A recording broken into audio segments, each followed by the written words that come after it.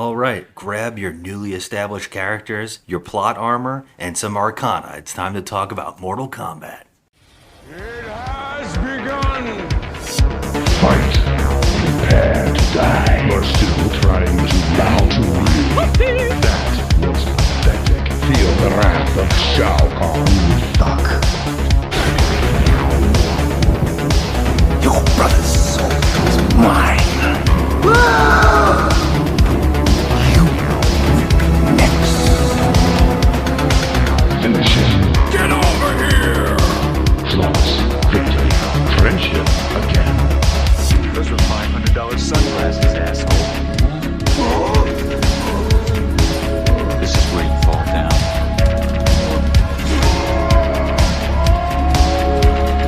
Fatality. Too bad you will die.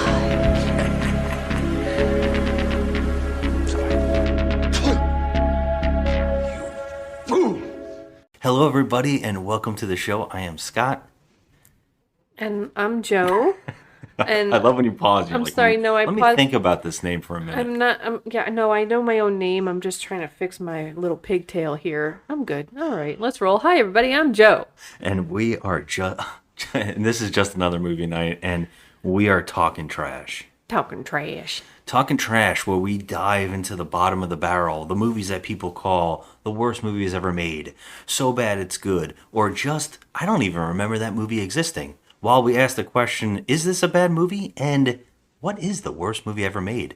And today, in our lineup of watching all the Mortal Kombat movies in preparation for the new video game coming out this month, we are talking about 2021's Mortal Kombat, the remake. This movie had a budget of $55 million. Wow, that doesn't seem like a lot. It doesn't seem like a lot at all, actually. Not for the special I feel that effects. number's wrong. I don't really know. Yeah. Well, it only made a box office gross of $84 million, but I will say the reason for that was we were in COVID lockdown pretty much. Yeah. We watched this as it launched right alongside movie theaters on HBO Max. It came out at a bad time. Yeah. But I mean, how can they help it? Life goes on, Yeah. But I mean, yeah, unfortunately. I feel bad for them, though. I really do. Yeah. For the filmmakers and the actors and stuff. So yeah, we're talking about this movie today, and I guess to give a little bit of a setup for the movie was directed by Simon McQuad. I think that's how you say his name. But, he's a first-time director. He's from Australia. It was written by, the screenwriters are Greg Russo. He's also a first-timer. He's been now rumored to be writing a Space Invaders movie, a Saints Row movie, a Fear movie, even a System Shock movie, and the second Death Note, which I know everybody really loves that Death Note movie. It was okay. People hate it. If you don't know about that, that's a whole issue. It was also co-written by David Callaham. He wrote the terrible video game movie Doom with Dwayne "The Rock" Johnson and Carl Urban. A lot of people have forgotten about that one. Okay. He also wrote Expendables. Well, that's a whole thing because he didn't really write the Expendables. Apparently, his screenplay for another movie was taken by the Expendables people, Sylvester Stallone, and there was a big lawsuit about it. Wow. He also did the wonderful, wonderful Wonder Woman 1984. Do you remember that one? Oh, God. I choose to forget it. That was a piece of shit. It's a piece of crap. That's the one with Pedro Pascal, which I don't think people remember Pedro Pascal was a villain in that movie. No, I don't. He wasn't the villain. There was another guy. It was Wasn't Cheetah, and it was Kristen Wiig Yeah, and him. but oh yeah, really? Pedro Pascal's the main villain. Maxwell, he plays Max Lord, Oh shit. and he makes everybody get a wish. in That's the right. world. See, I blocked that out because Exactly. I can't function knowing that Pedro Pascal did something so shitty. It's really funny when you realize that there's a movie that you saw and you completely can't remember a thing about it, and I think that movie is perfect for that. Want to reconsider? I'm a forgiving man!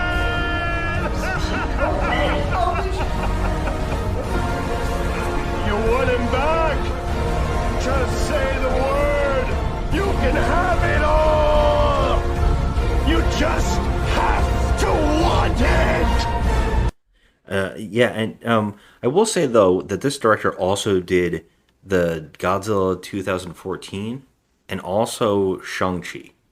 We like those movies. Yeah, so I mean, not all, but I love to point out the worst of the worst and the writers and the directors and stuff.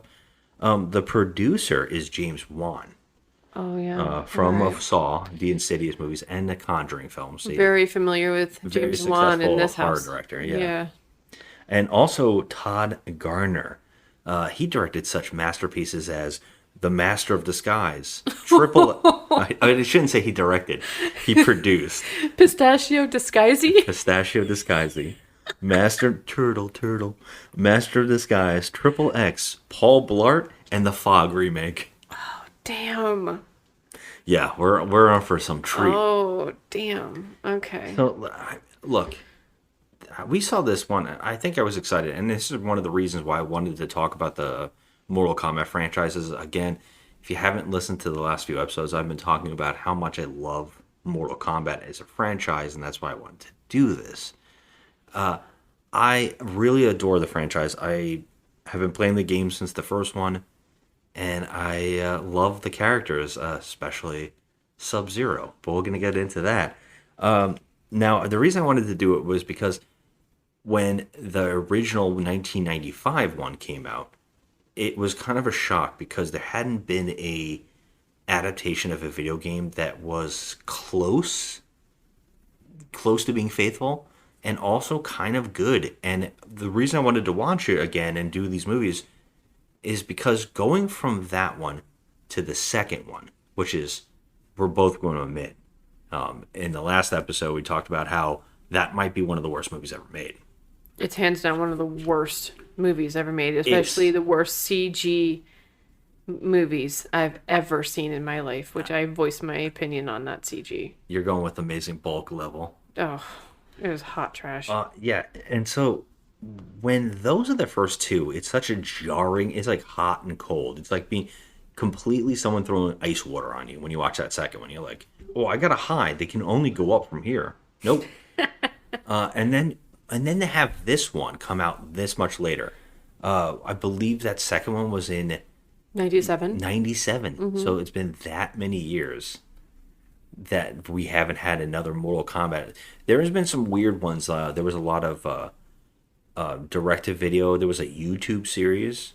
There's been some weird shows and stuff like that that I've worked on, and some animation.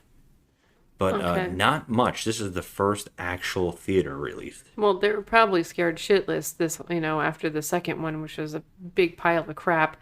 They were probably scared. They're like, oh God, should we ever attempt this again? Yeah, and I think Mortal Kombat 1, the 95 one, was, I think, if I'm getting this right, it was the fourth video game adaptation ever.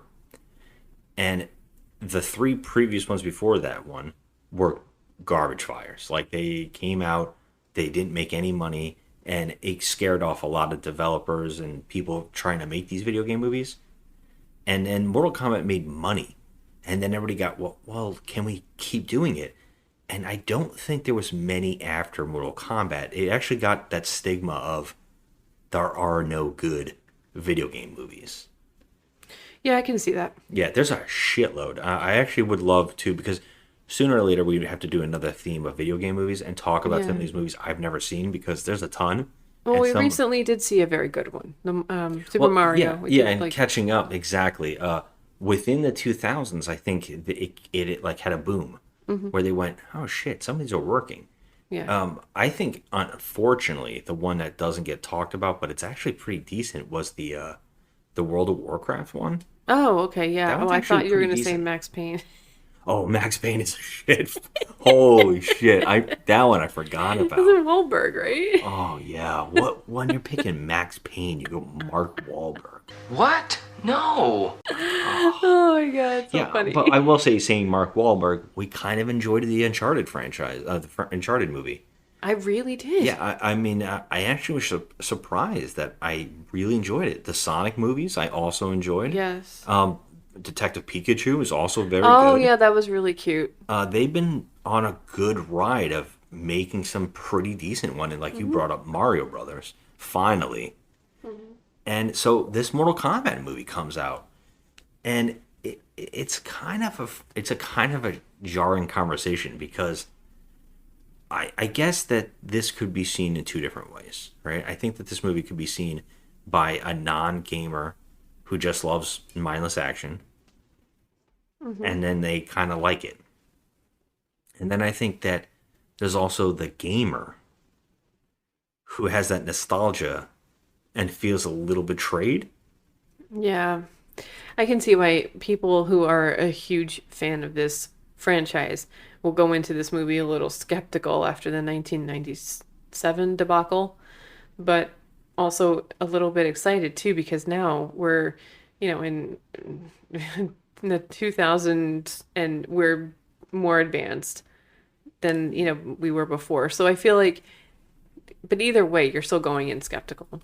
Oh, absolutely. And what we do on Talking Trash anyways is kind of like talk out the movie, share some insights or whatever we've learned, and also pick apart the movie to get to our thoughts during the whole thing.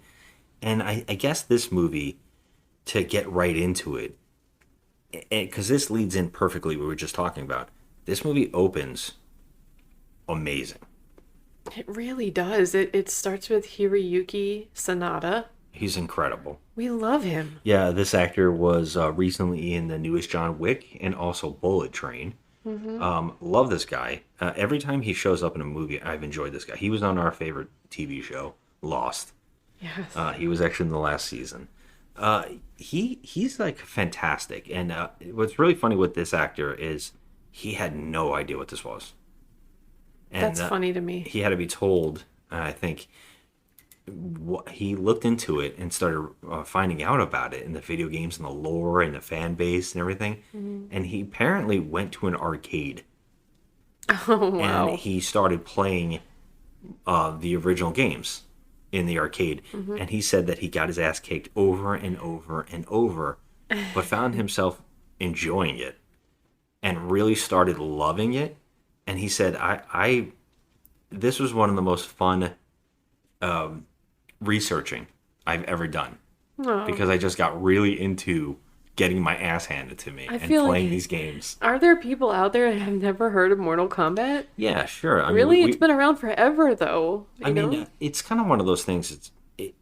I can see if you don't know anything about video games or that kind of stuff, if you're a music fan, you're not particularly, what's Mortal Kombat, Yeah, I get it. I mean, I guess if you're not a gamer. And I will point out that this actor was also, do you know how old he was during the filming of this movie? Want to take a guess? I'm going to say he was at least in his late 50s. Yes, 58. Yeah. So I kind of understand why this is something that would be passed over on him. Like, why would he know, Right, yeah, I get it. I think you would have to be around a certain age to start getting into that kind of stuff early on. Yeah. But yeah, he's one of those actors that's an odd choice for picking him as your favorite character. Scorpion. Hanzo Hisashi. Yeah. I love saying it. Yeah, him. I wouldn't have thought this would work, but it does, especially in this flashback form. Yeah. I really love the opening of this movie. It's so beautifully shot. I mean, everything is beautiful about this opening. Well, do you want to say what happens? Oh, go. Yeah, go. Okay, so we meet Hanzo Hisashi at his, I guess it's his compound, or not. They don't call it a compound. They call it like a. Oh, it's his village. It's like his village, and so he's there with his wife and his son, and they have a baby daughter, and so. His clan too. His clan, yes. His I guess they're like I don't want to say bodyguards, but like Ryu. Yeah, I can't say that. How do you say it? I think I'm messing up now that you pointed at me now to say it again. For the Shirai Ryu, you die. Shirai Ryu? Yeah. Because it's like one of those words that kind of repeats. That feels like it repeats in your mouth. You know what I mean? Yeah, it's Shirai Ryu. Yeah, it's kind of I'm hard close. to say. Yeah. But yeah, so he's there with his family, and they get attacked by the Lin Kuei. Well, yeah, he's sent off to get some water things by his wife, and then they do get attacked Well, you only see it. They do it really well, actually. You see it through inside of the house, and you can see blood shooting on the curtains, Yeah, and you hear so murders. you can hear people screaming and the clink clank of swords and things like that while the wife and the son are in the house with the baby. So the wife quickly hides the baby in like a little hatch underneath the house and is there with her son when none other than I can't should I say his real name? Well, the actor No. Okay, so Sub-Zero comes in Baihan. by Han. Yeah, Baihan Sub Zero shows up, and he's played by Joe Taslim, who is fucking great. He's from The Raid, and I love this actor, and he's one of those guys that's like, he's been in so many gory action flicks and like badass action stunts and stuff like that. That this guy really knows what he's doing, and he knows exactly how to move, and so he's kind of perfect. Yeah, he's kind of like it's weird. It's really weird. Like it's kind of off-putting because like he's handsome but also creepy. Yeah, he's doing some eyebrow and eye acting Yeah. through the mask that actually really works to show his cockiness. Yes, yes. But he doesn't So, have the mask here. He's actually maskless. When yeah, he shows up here. he looks like a regular human, but so obviously they're there to get Hanzo and he's off getting water, so he's not in the village when this is happening, and they're just getting completely obliterated. His entire, I guess, clan, they're all getting obliterated, and so it's his wife and son left in the house with Sub-Zero, babies in hiding, and Hanzo hears the screams and he runs, and he comes back to his home to find that his wife and son are frozen solid. They're dead, and he just loses his shit. And then he's gotta fight off like how many of the Lin Kuei would you say there was? Like at least 20? At least 20. And he does a good slaughters job. them. Yeah, this is a cool thing. I don't remember the name of this tool, but apparently this was the weapon of choice from ninjas because it was used for everything. It's lightweight. It's virtually like a spearhead, but they used it as shovels. They were able to carry them and throw them quickly and use them as stabbing weapons. And I think even to climb. This was like a badass weapon and a very intelligent choice to use this as his spear, his classic Sub-Zero spears. Yeah. Very smart way of coming up with this because I think it's always been established that it's kind of confusing what he's throwing. Even the 95s couldn't figure out. They made it a monster that came out of his palm. Yes. Yeah. That was pretty cheesy, but here. it looks badass. It looks like, I mean, he's really flinging it around and it's doing some freaking damage. I will say though that it is a little in a corn area that they could make it a little more realistic because he actually throws one of these spears. Oh, these it's like the arrowhead virtually tied to a rope. He throws it through a guy's skull. It comes out of the guy's head. Yeah. And I mean, holy shit. I mean, what It is was- he what was the funky butt loving? What is the rookie of the year where he like throws the fastballs that like blow up? Oh yeah. I Yeah. said funky butt loving. If anybody knows that movie, that's the only way you know that movie is funky butt loving. Now bend at the elbow. Good, good. And now rotate from the shoulder slowly.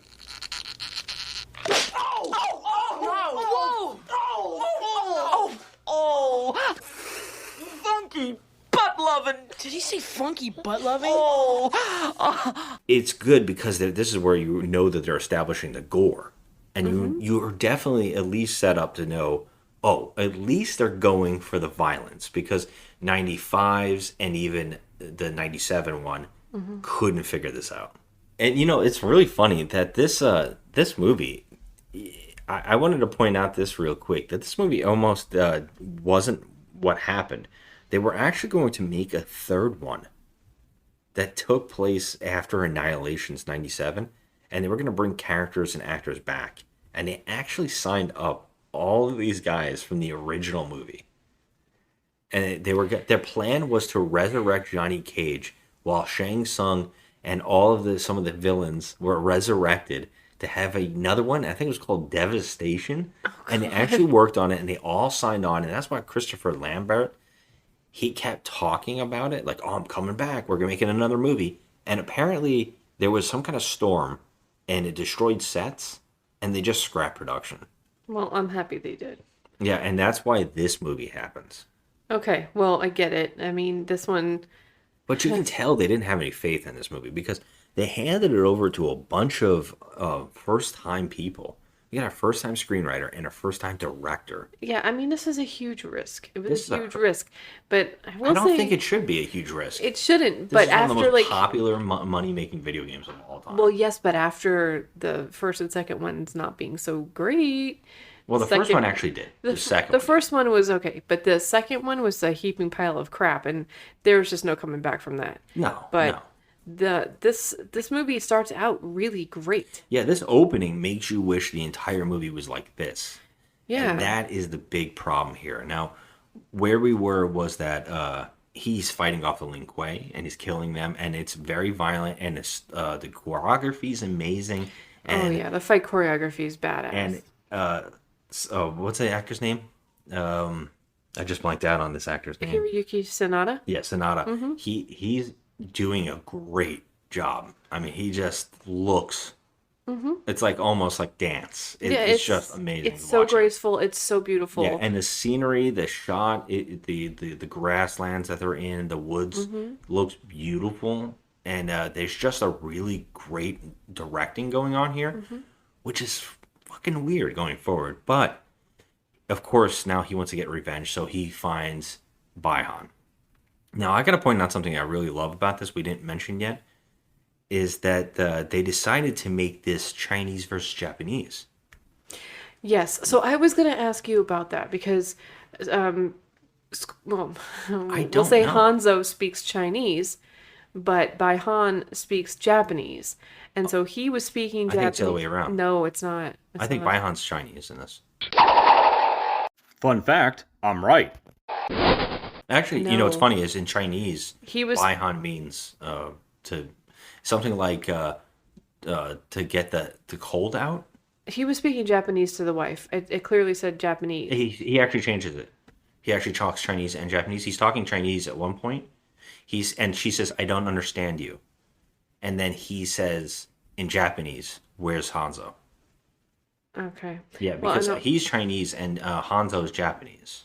I thought it was the other way around. But I might be wrong. I don't know, but I only thought that they did that because of the Baihan meaning something in Chinese that actually means the cold, which is funny. It's like keeping the cold out, and that Sub-Zero actually has his name as keeping the cold out. I love this. I love that idea that they came up with, that these are two different clans yeah. of different, ethnic backgrounds, and I love that. I don't know why that works for me so well, but I would love to know why Hanzo seems to know who Baihan is. He Yeah. instantly sees that his family's killed by ice and screams Baihan. Yeah, I don't understand. I mean, I guess there's no they met before. Yeah, who knows? Because Hanzo establishes here that he can't speak his language. He doesn't understand anything he's saying to him. And when he finds Baihan, he's doing he's meditating, and he starts talking about how he's here to kill off the Hanzo Hasashi bloodline for the Lin Kuei. And Hanzo's like, "I don't know what you're saying, but you better remember this face because I'm going to kill you." You're right. He's Japanese. Okay. Big- Yeah, and so the fight happens, and it's great. Although I will point out that they're blending ideas and mythologies here, and I don't know why they're doing that.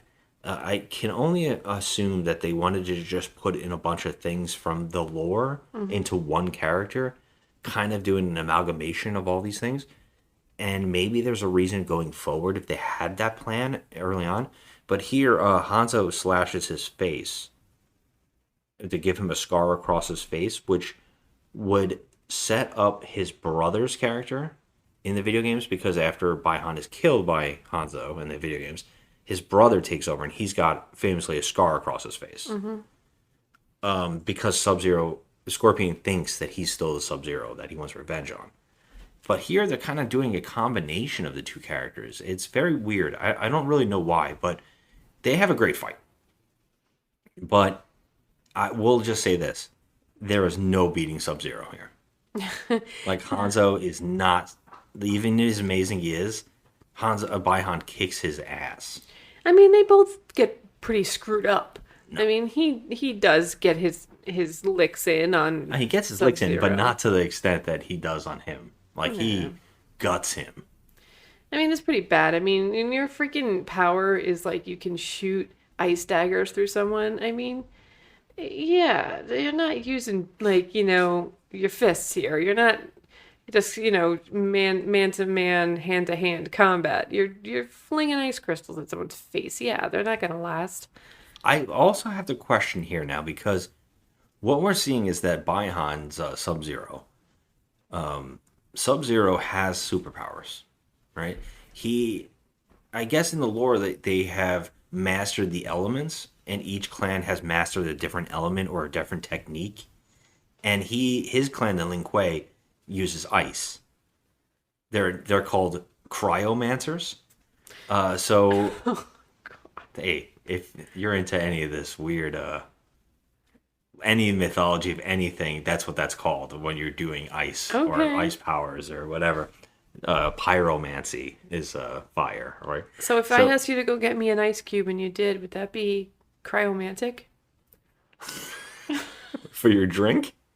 Just to give you some ice cubes for my drink and I put... Instead of romantic, it would be cryomantic. I like it.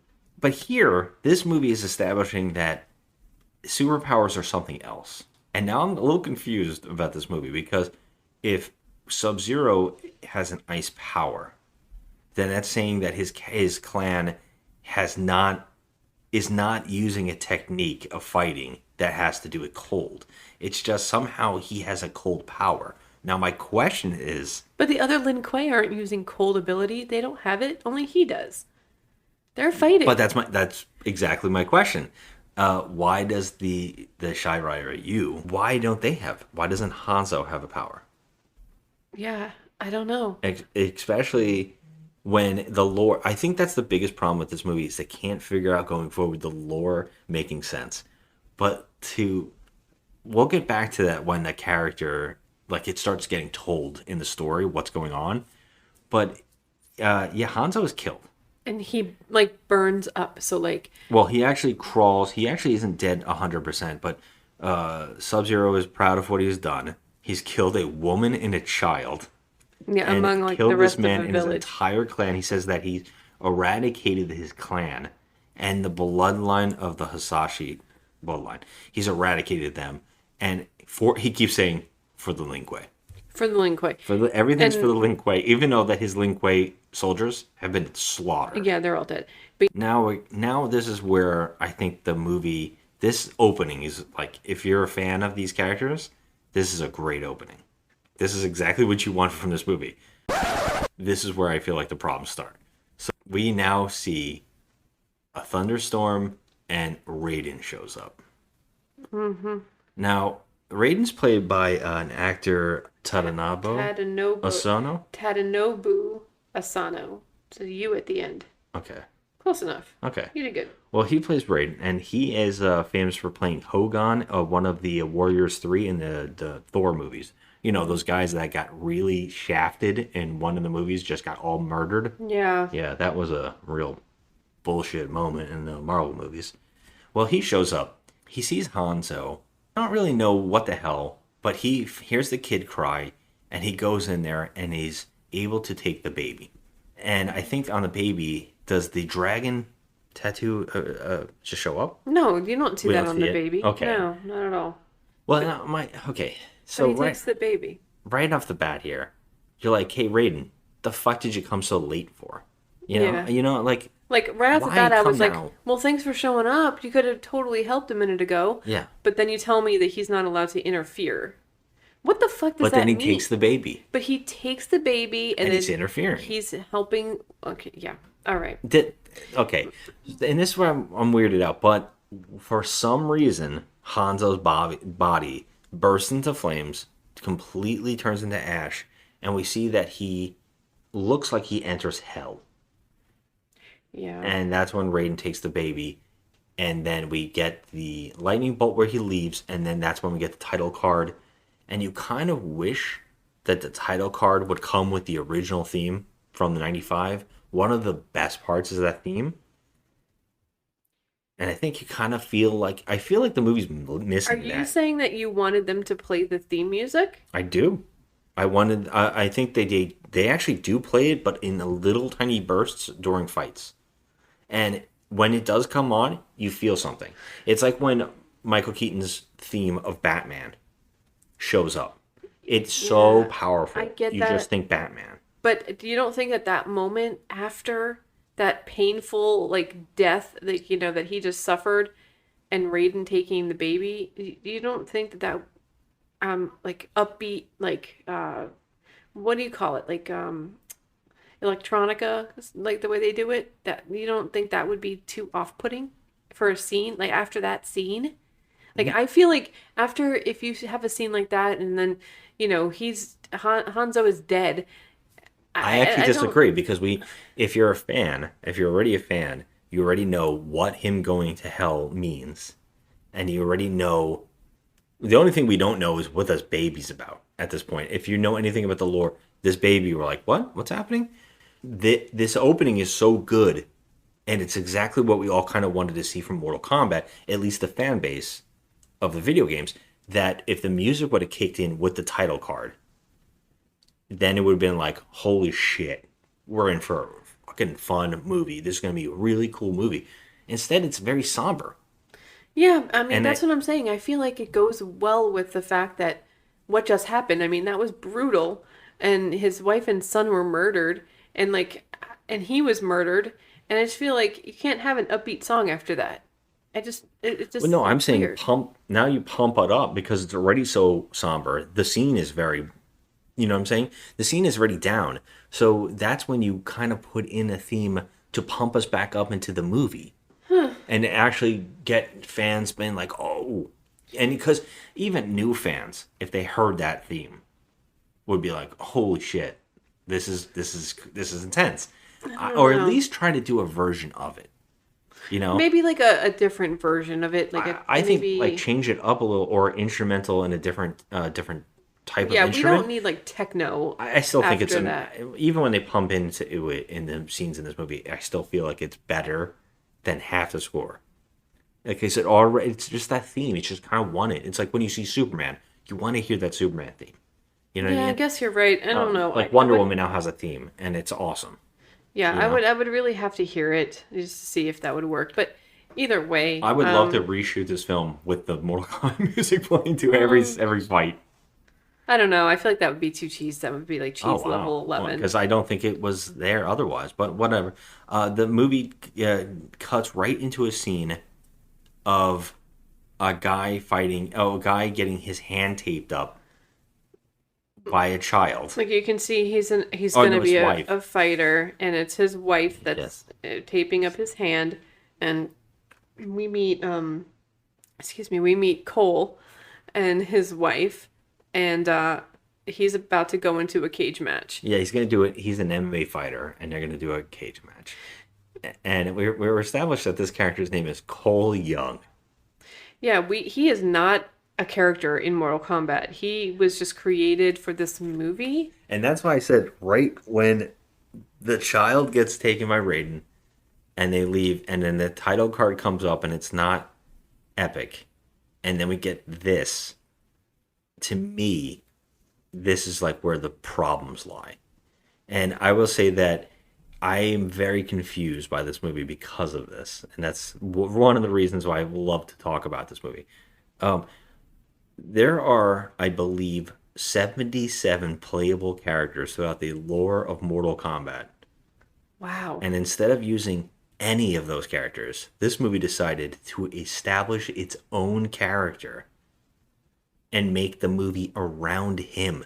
Now, if you wanted to make a side character up and introduce him and we follow him around the world of the Mortal Kombat characters, okay. At least to me. But to establish a brand new character as your lead out of 7, instead of using 77 characters, I'm already baffled. I know, I felt weird. Like, I think when we saw this in the theater, or no, we saw it at home, right? I looked over at you and I said, I don't remember this guy. Yeah, no, and well, let's point out the actor too. The actor is Louis Tan, who is from the Netflix series. Probably no one's watched it but us because we love Eco. Wu Assassins. Yeah, he's also in A Fistful of Vengeance too. He's he has a lot to do with martial arts. He's worked with Eco a few times, and we're referring to Eco Ways, who is he is an Indonesian martial artist, and he's fucking awesome. He was with Joe Taslim in The Raid.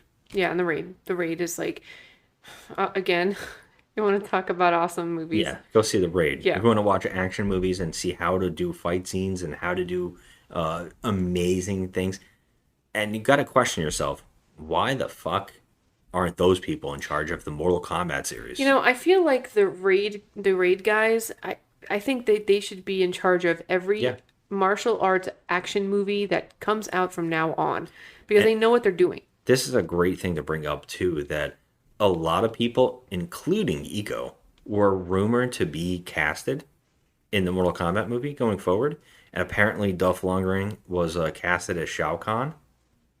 Eco was, I think, Kung Lao. I don't really know, but there's a lot of strange stuff. It was a huge cast of people that were asking to do those movies, and apparently a lot of these people were ready to go.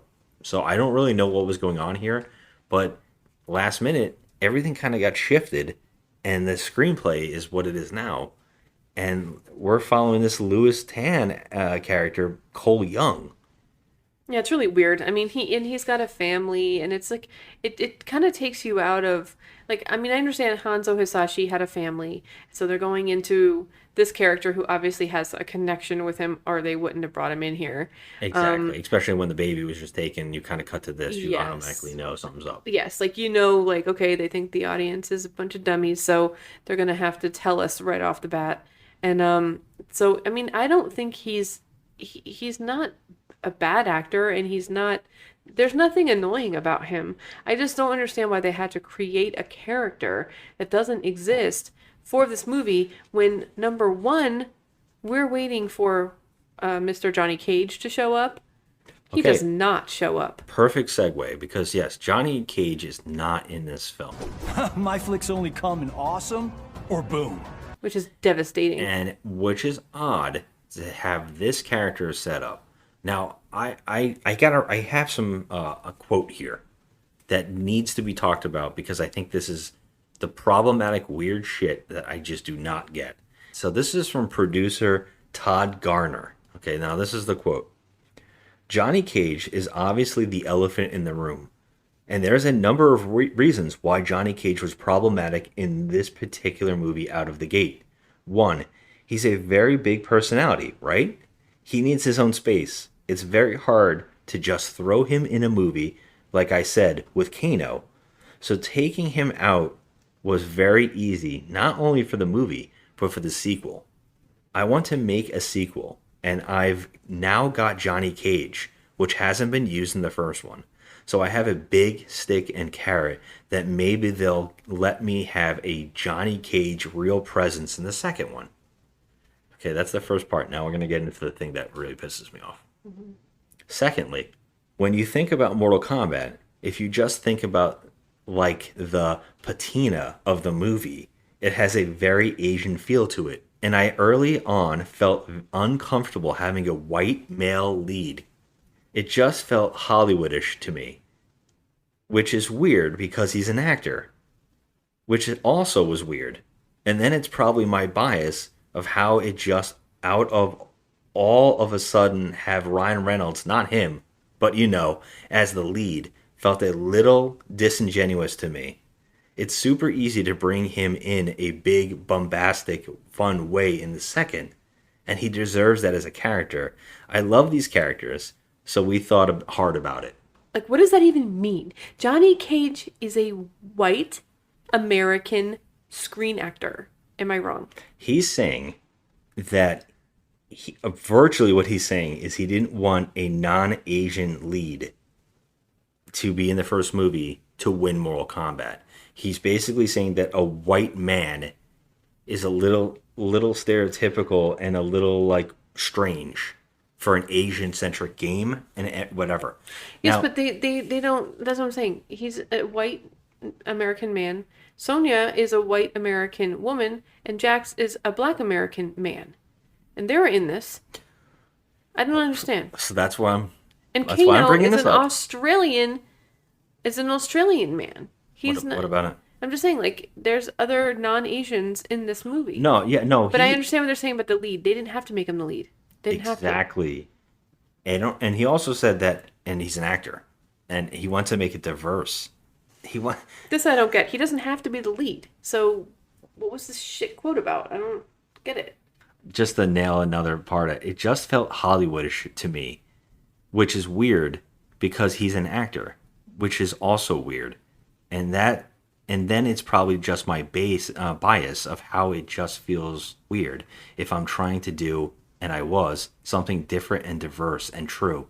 Is it a cop-out to all of a sudden have Ryan Reynolds, not him, but as the lead, felt a little disingenuous to me. Disingenuous? What the fuck does that even mean, He's saying dude? that he doesn't want a lead white man to win this Asian tournament. Okay. But my this is where I'm bringing this up, because to me, this is a producer who doesn't even know the video game. No, he obviously doesn't, because then he would know all about Johnny Cage as a character. But it's not even that. It's not even important, because if he knew anything, that it's a Liu Kang's movie.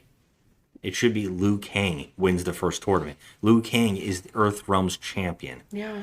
An Asian man, not a white man. Yes. A white man just helps.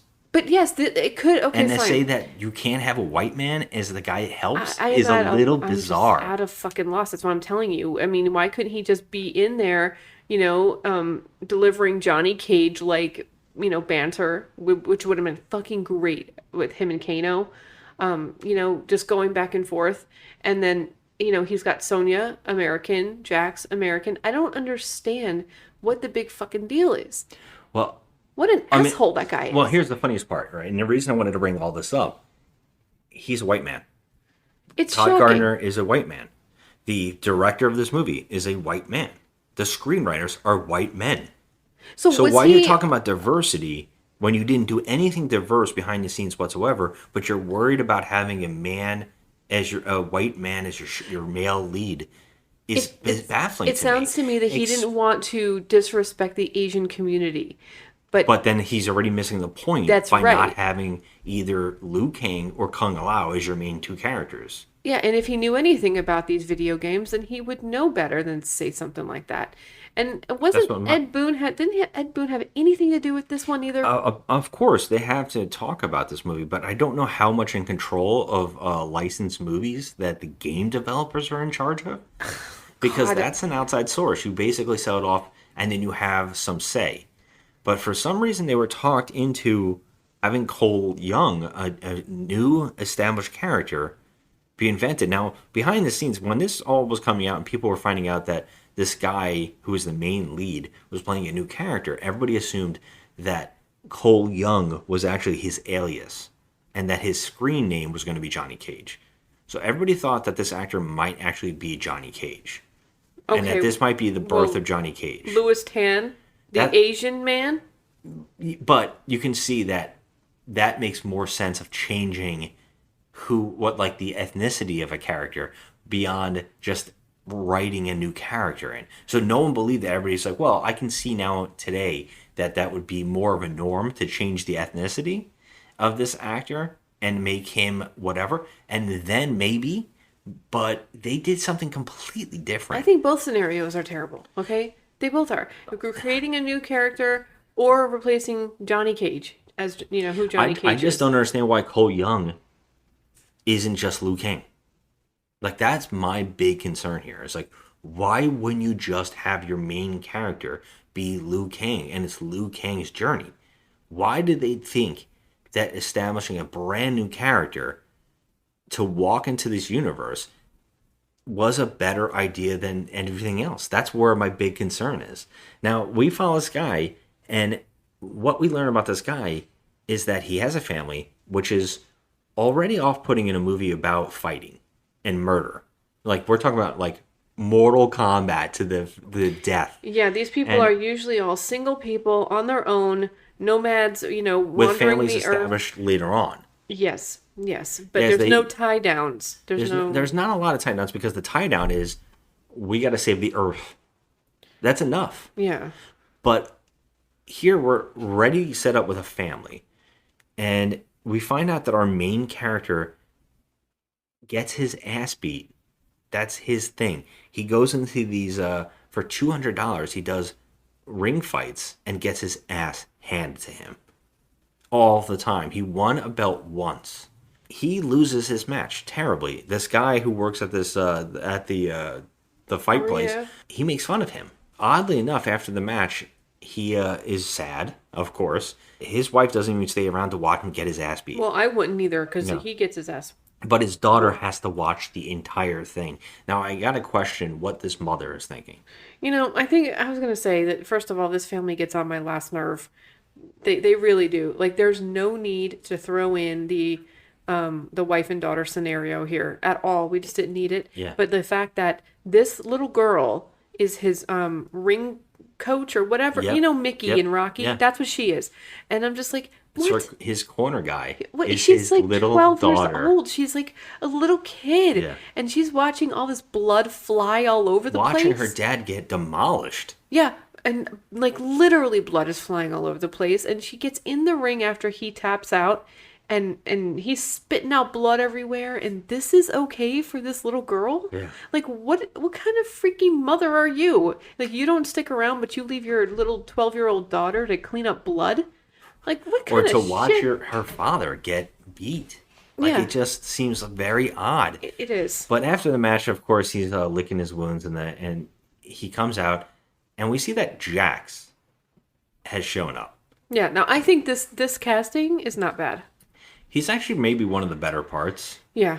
This actor is Mike Brooks. Let me see. Makad? I think it's Makad. Makad? Makad Brooks. Okay. Makad. Where we know him from is Supergirl as Jimmy Olsen. Yes.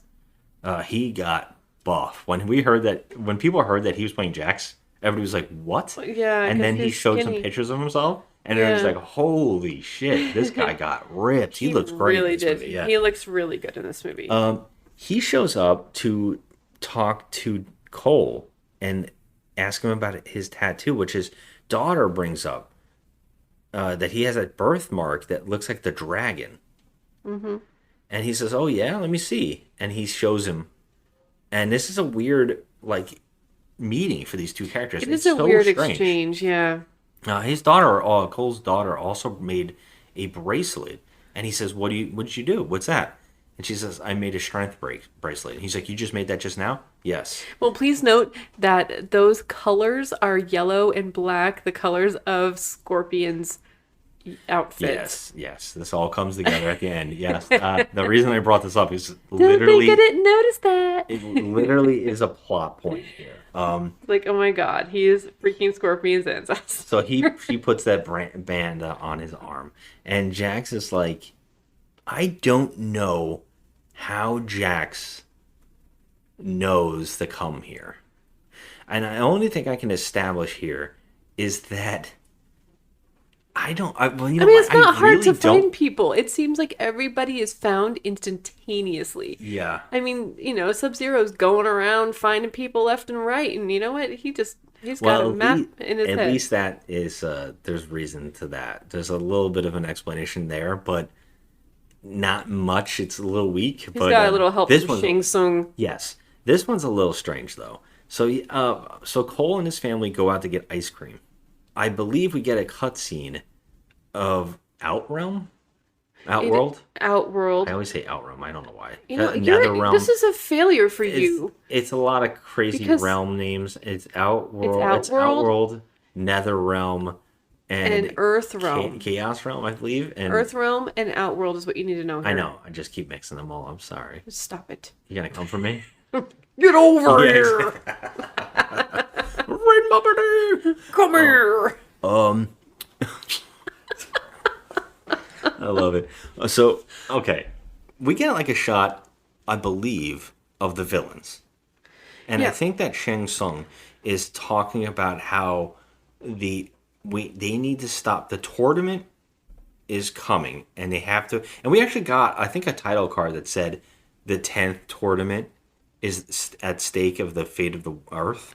Yes. And I think that's their way of telling us everything we need to know in the movie. They're like, oh, that's it. Yeah. But we already know what Mortal Kombat is. So. But I mean, for the people who did, there's a tournament, and this is the 10th one where Earth has lost 9, and if they lose this one, the Outworld will invade Earth. Yes. Well, in this shot, we have Shang Tsung, we have Melina. She's got the crazy mouth. She's got a big old juicy booty too. I had to make sure I say that. Say that a lot, yeah. Because it was like, wow, she has a beautiful booty. But anyway, she was in Children of the Corn remake that we just recently watched. I don't remember. Right. Okay, well, Sissy Stringer. Okay, yeah. Yeah, we actually watch her. It's actually a cool shot, cinematography wise. Yeah. It's her walking over a hill, doing her strut, and this is when you notice the butt. I couldn't help it. Strut butt. And then she walked over to Shang Tsung, and she says to him, the Earth Realmers? Earth Realmers are like moving. They're on their way of finding the thing. And then basically we see that he's talking to like Sub-Zero, and he tells Sub-Zero that if the prophecy comes true and that the bloodline of Hasashi lives, that the prophecy is that that bloodline will help save the Earth in the 10th tournament. Yeah, so what he's saying specific. is there's an ancestor floating around out there. Sub-Zero's like, that's impossible. You got to get the ancestor. Get him. Go get them. And just to hammer all this in, this is generations later. Okay, so there is. I mean, we're talking. When I say ancestors, I mean ancestors. Okay, because that was a long ass time ago when Hanzo Hisashi got killed by Sub-Zero and his family. But the baby survived, so the baby went on to live and probably had family, and then they had a family, and the family carried on. So there was a daughter. So they had kids. And so we find out that a little bit later, but then we see they're having their little dinner, the family. I just wanted to real quick. I'm sorry. I just wanted to say that now Sub-Zero is in full armor and he has white eyes almost, like bluish white eyes. Yes, he doesn't look like Lin Bei. What's his name? Bai Han. Lin Kuei is his people. Lin Kuei, sorry. Bai Han. He doesn't look like Bai Han anymore. He actually says, Shang Tsung says, Bai Han, and he goes, Bai Han is dead. I am now Sub-Zero. Sub-Zero. Yeah. I am no longer Bi-Han. I am Sub-Zero. The funny thing here is you were talking about the last movies, you were talking about the outfits not being great. But I gotta say, this outfit is a little over the top. Too much maybe going on. They could have dialed it back a little bit. They could have dialed it back with the scales on the armor and all that. There's a lot of shoulder stuff going on. There's a lot of shoulder stuff going on. I like his headpiece and his mask. That looked cool. Yeah. However, I will say this is 100%, 10-point upgrade from the last shit we saw in the 1997 movie with those freaking aerobics outfits that they were wearing. I mean, they were going to aerobics class. It was terrible. It was freaking awful. It looked a little more to the video game. I will say that this takes a lot of inspiration from the later games like X and 9 and X. Yeah. And so I get it. Hanzo later on looks exactly like one of the designs from X. But the problem is that they didn't take any of the designs of Sub-Zero. They just made him very scaled up and very like armory. Yeah, I didn't get any of the hints of blue. Like, I feel like he should have had some blue. It's dark. He's all dark. I will say I think I kind of know why, and it's a little confusing, and that's why I'm a little sketchy on what they're planning here. But we didn't point it out, but Shang Tsung is now played by an actor named Chin Han, and he was very into the getting into shape. Apparently, he was very into stunt stuff. Okay. And a lot of these people are very well known in stunt stuff. It doesn't seem like the actor playing Shang Tsung really did anything. I mean, he Yeah, just stood there yeah. with his like, weirdo He is look on very- his face. He is very subdued in this film. Yeah, he didn't do anything. He just sent his minions. But here back, We're especially since we're used to what we got in Mortal Kombat 95. You kind of wanted that over the top, really menacing Shang Tsung, and here I he's did just not get very that. subdued. Yeah. no, he even had very well manscaped hairdo, and he just wasn't like he didn't have any menacing features about him. But anyway, getting back to Sub-Zero, Well, yeah, he says he's now Sub-Zero, and he leaves, and like we said, he's in all darks, and he said it's not possible. I killed the last of the Hanzo Hisashi's bloodline, and there is no way that that prophecy will come true. And he's like, but this soul apparently, and this is again, I don't know why Shang Tsung knows that this guy is a guy that they're looking for. For some really strange reason, they know that Jax and his partner are looking for Earthrealm heroes. it's not established. They It's just not know established, everything. but for some reason the villains know. Like Melina knew. Yeah. So he leaves through a portal. It's like a black portal, and that's when we see that Cole has taken his family to go get ice cream, and Well, it's not he's snowing. inside with his wife.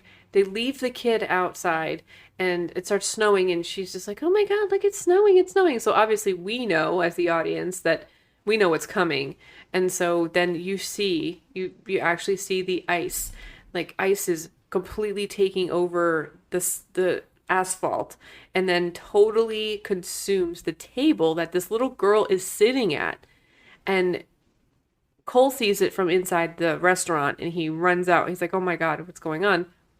And then here comes, I mean, I don't know what he was thinking in this scene, Sub-Zero, but he starts like- flinging out ice cubes. Okay, this is one of those scenes where it looks cool, but we don't know why this is happening. Why? Okay, so this is a character that literally has the ability to make like a spear He makes a sword and out a of ice. sword out of ice and icicles that can Badass. take your freaking head off.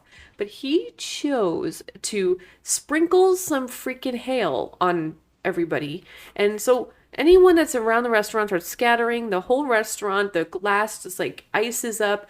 And then you see Cole and his wife run out, and Jax pulls up immediately and says, "Get in!" So then Sub-Zero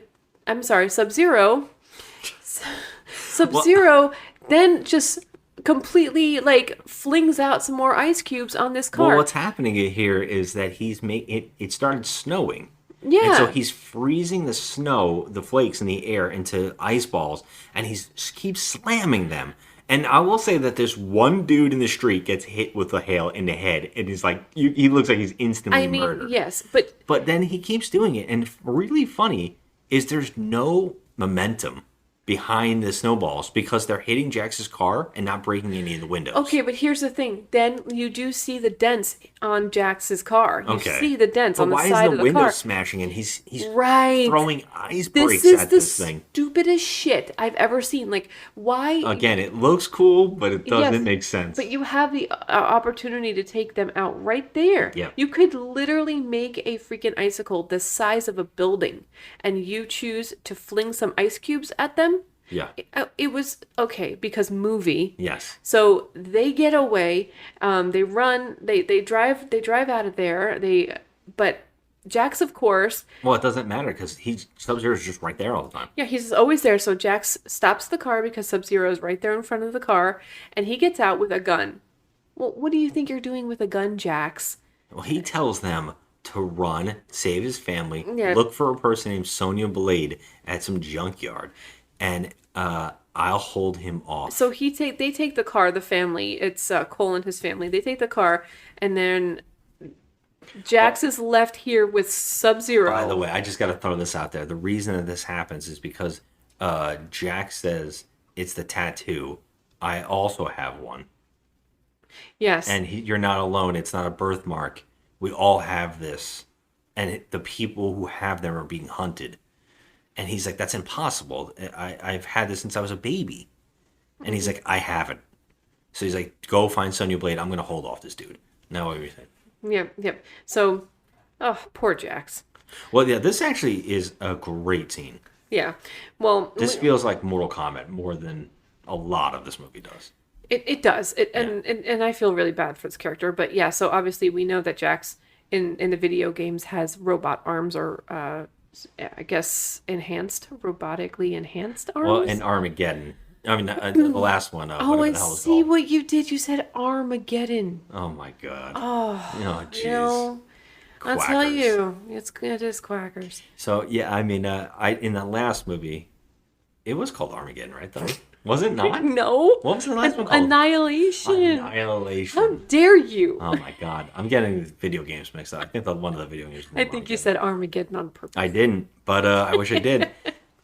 No, in that last movie, he had enhanced arms, which he's supposed to have robot arms. They were ripped off in one of the games, and he does have implants.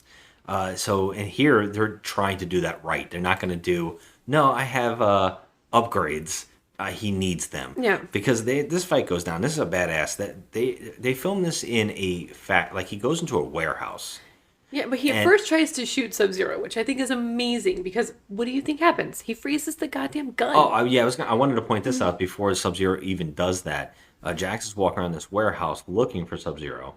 I don't know why Sub-Zero just wouldn't keep going after Cole. I know, it looks like an ice castle.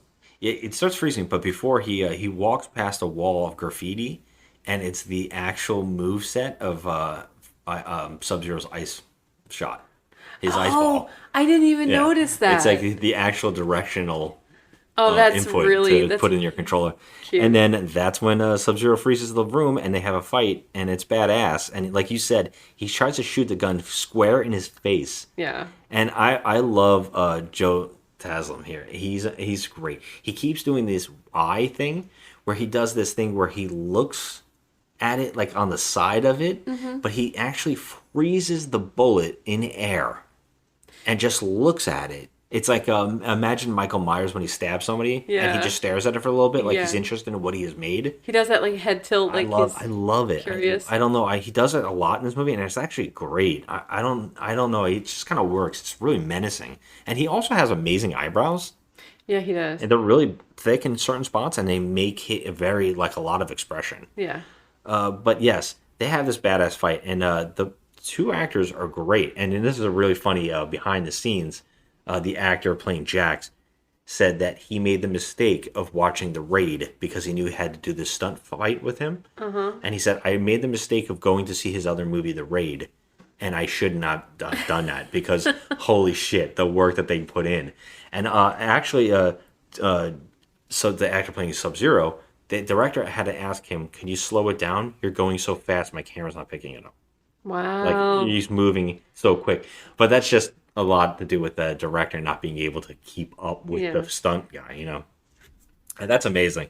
But yeah, they have this great thing. And of course, it ends with Sub-Zero freezing Jax's arms and ripping them off. I mean, this was gory. It's awesome looking. It was really rad. Like, you can see how, like, when he does the arm thing, like, he's starting to slowly freeze from his fingers all the way up to his arms. It looks painful. And it looks so painful, and the blood is coming through. You can see it under the ice. Yes. And, oh my God, it was really cool. And then, Did you notice that he kept doing that thing where he froze his shoulder blades and kept slapping them?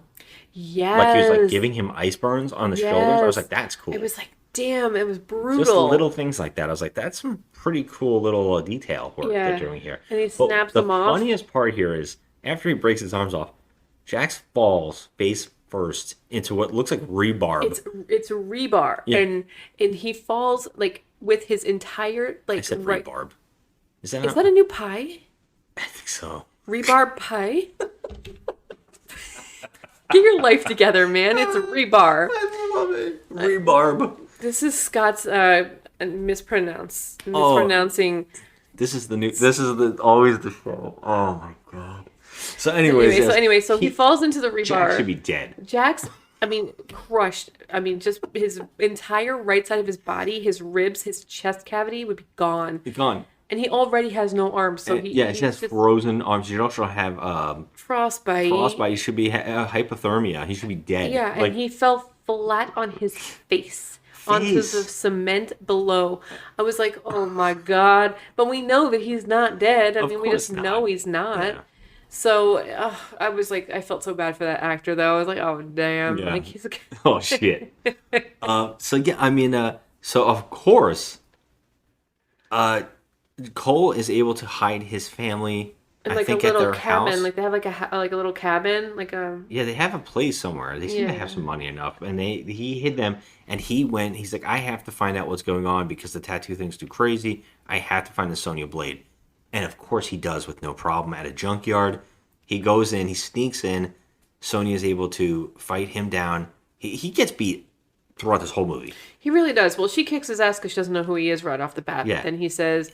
My name is the tattoo, and I was told by Jax to find you. Yeah, so Jax sent him, and so she's this is the most amazing scene to me in the movie because it's just so mind-boggling how much Sonya knows. Yes, I'm like, you have to be kidding me. So she takes him inside, and she's telling him all about Mortal Kombat. She's the forced exposition. Oh my God! I mean, she knows everything. She has a whole wall of even a picture of Hanzo Hisashi on there. Like ancient stuff. It turns out she does not have the tattoo.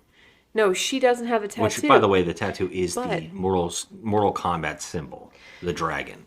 Yes, it is. Just to point this out, and then she doesn't have it. She doesn't have it, but who does have it is her prisoner, who we see is sitting there locked in chains. And that's Kano with his wisecracking, smartass comments, which are fucking awesome. Yeah, and I will say that she points out she doesn't have it. Jax has it, and they didn't find out about it until they found a person who has superhuman powers that they fought with their apparently work for the special forces unit of the government. Although they're working out just in a bunker in a shit like what is it? It's a junkyard. It's like a junkyard, like a trailer in a junkyard. Of nowhere, and it's just Jax and her, and there's nobody else working with them. And they have a prisoner, like you said. And of course, she says, "Oh, this is Kano. He, before we could get to this other person with this tattoo, he slit his throat, and now that tattoo went onto him." Yeah, so he assumed the. I called it the chai. It is not the chai. Rebarb. It's not rhubarb. It's chai rhubarb pie. No, it's called Arcana. Yeah. Okay. Yeah. Well, no, I don't even know if they know that yet. They don't get told this until later on. What it means is that the powers that the powers of the person that Kano killed went into him, and so he assumed he doesn't know that yet. They don't know any of that. They just know that this tattoo visibly came onto his body after he slit the throat of another guy who had that tattoo. After he killed somebody. And they're trying to figure out what it all means and what it means for Jax. And now they know that people are coming to kill the people with the tattoo. And Kano, now you were about to say, is hilarious in this film. Amazing in this movie. Kano, and this is the problem, and I think this goes into the Johnny Cage thing that I read here from this producer.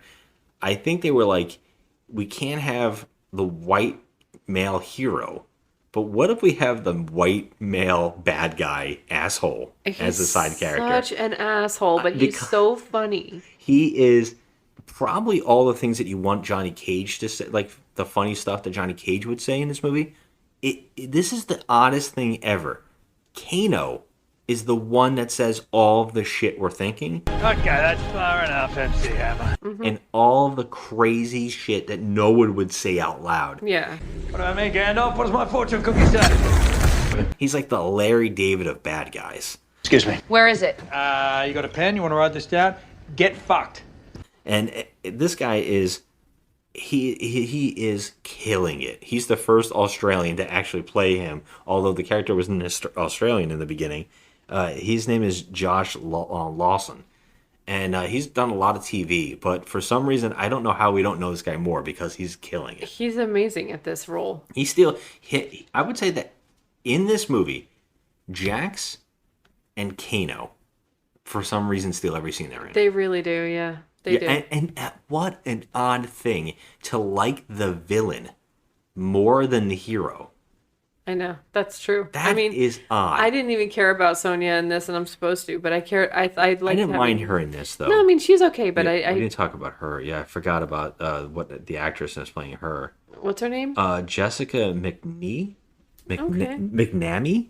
Jesus, I'm probably been totally butchering all these names. She was in the Meg. Oh, okay, yeah, she's really pretty. I think She's also in a great horror movie called The Loved Ones, which I think that a lot of people haven't seen. Another Australian flick. Oh yeah, we saw that one. Yeah, this movie was filmed in Australia, which is a rarity. It doesn't happen very often. They filmed like big budget, anyways. It's like a big budget American film done in Australia. Very rare, and a lot of these people are Australian. The director, a lot of this cast and crew. Mm-hmm. So that's pretty neat. But yeah, she's actually not bad. But like we said, she's forcing the exposition, and Kano is just stealing every scene as he's being locked up. Yep. And of course, at the same time, Shang Tsung is told that they are together and that he's going to send Reptile. He has a name in this. They call him Saizo. I don't even know this what is a they new. call him. I don't know if this is a new thing or it's always been established lore. I didn't know this, but now I'm hearing it more and more. I've recently, especially with this new game coming out.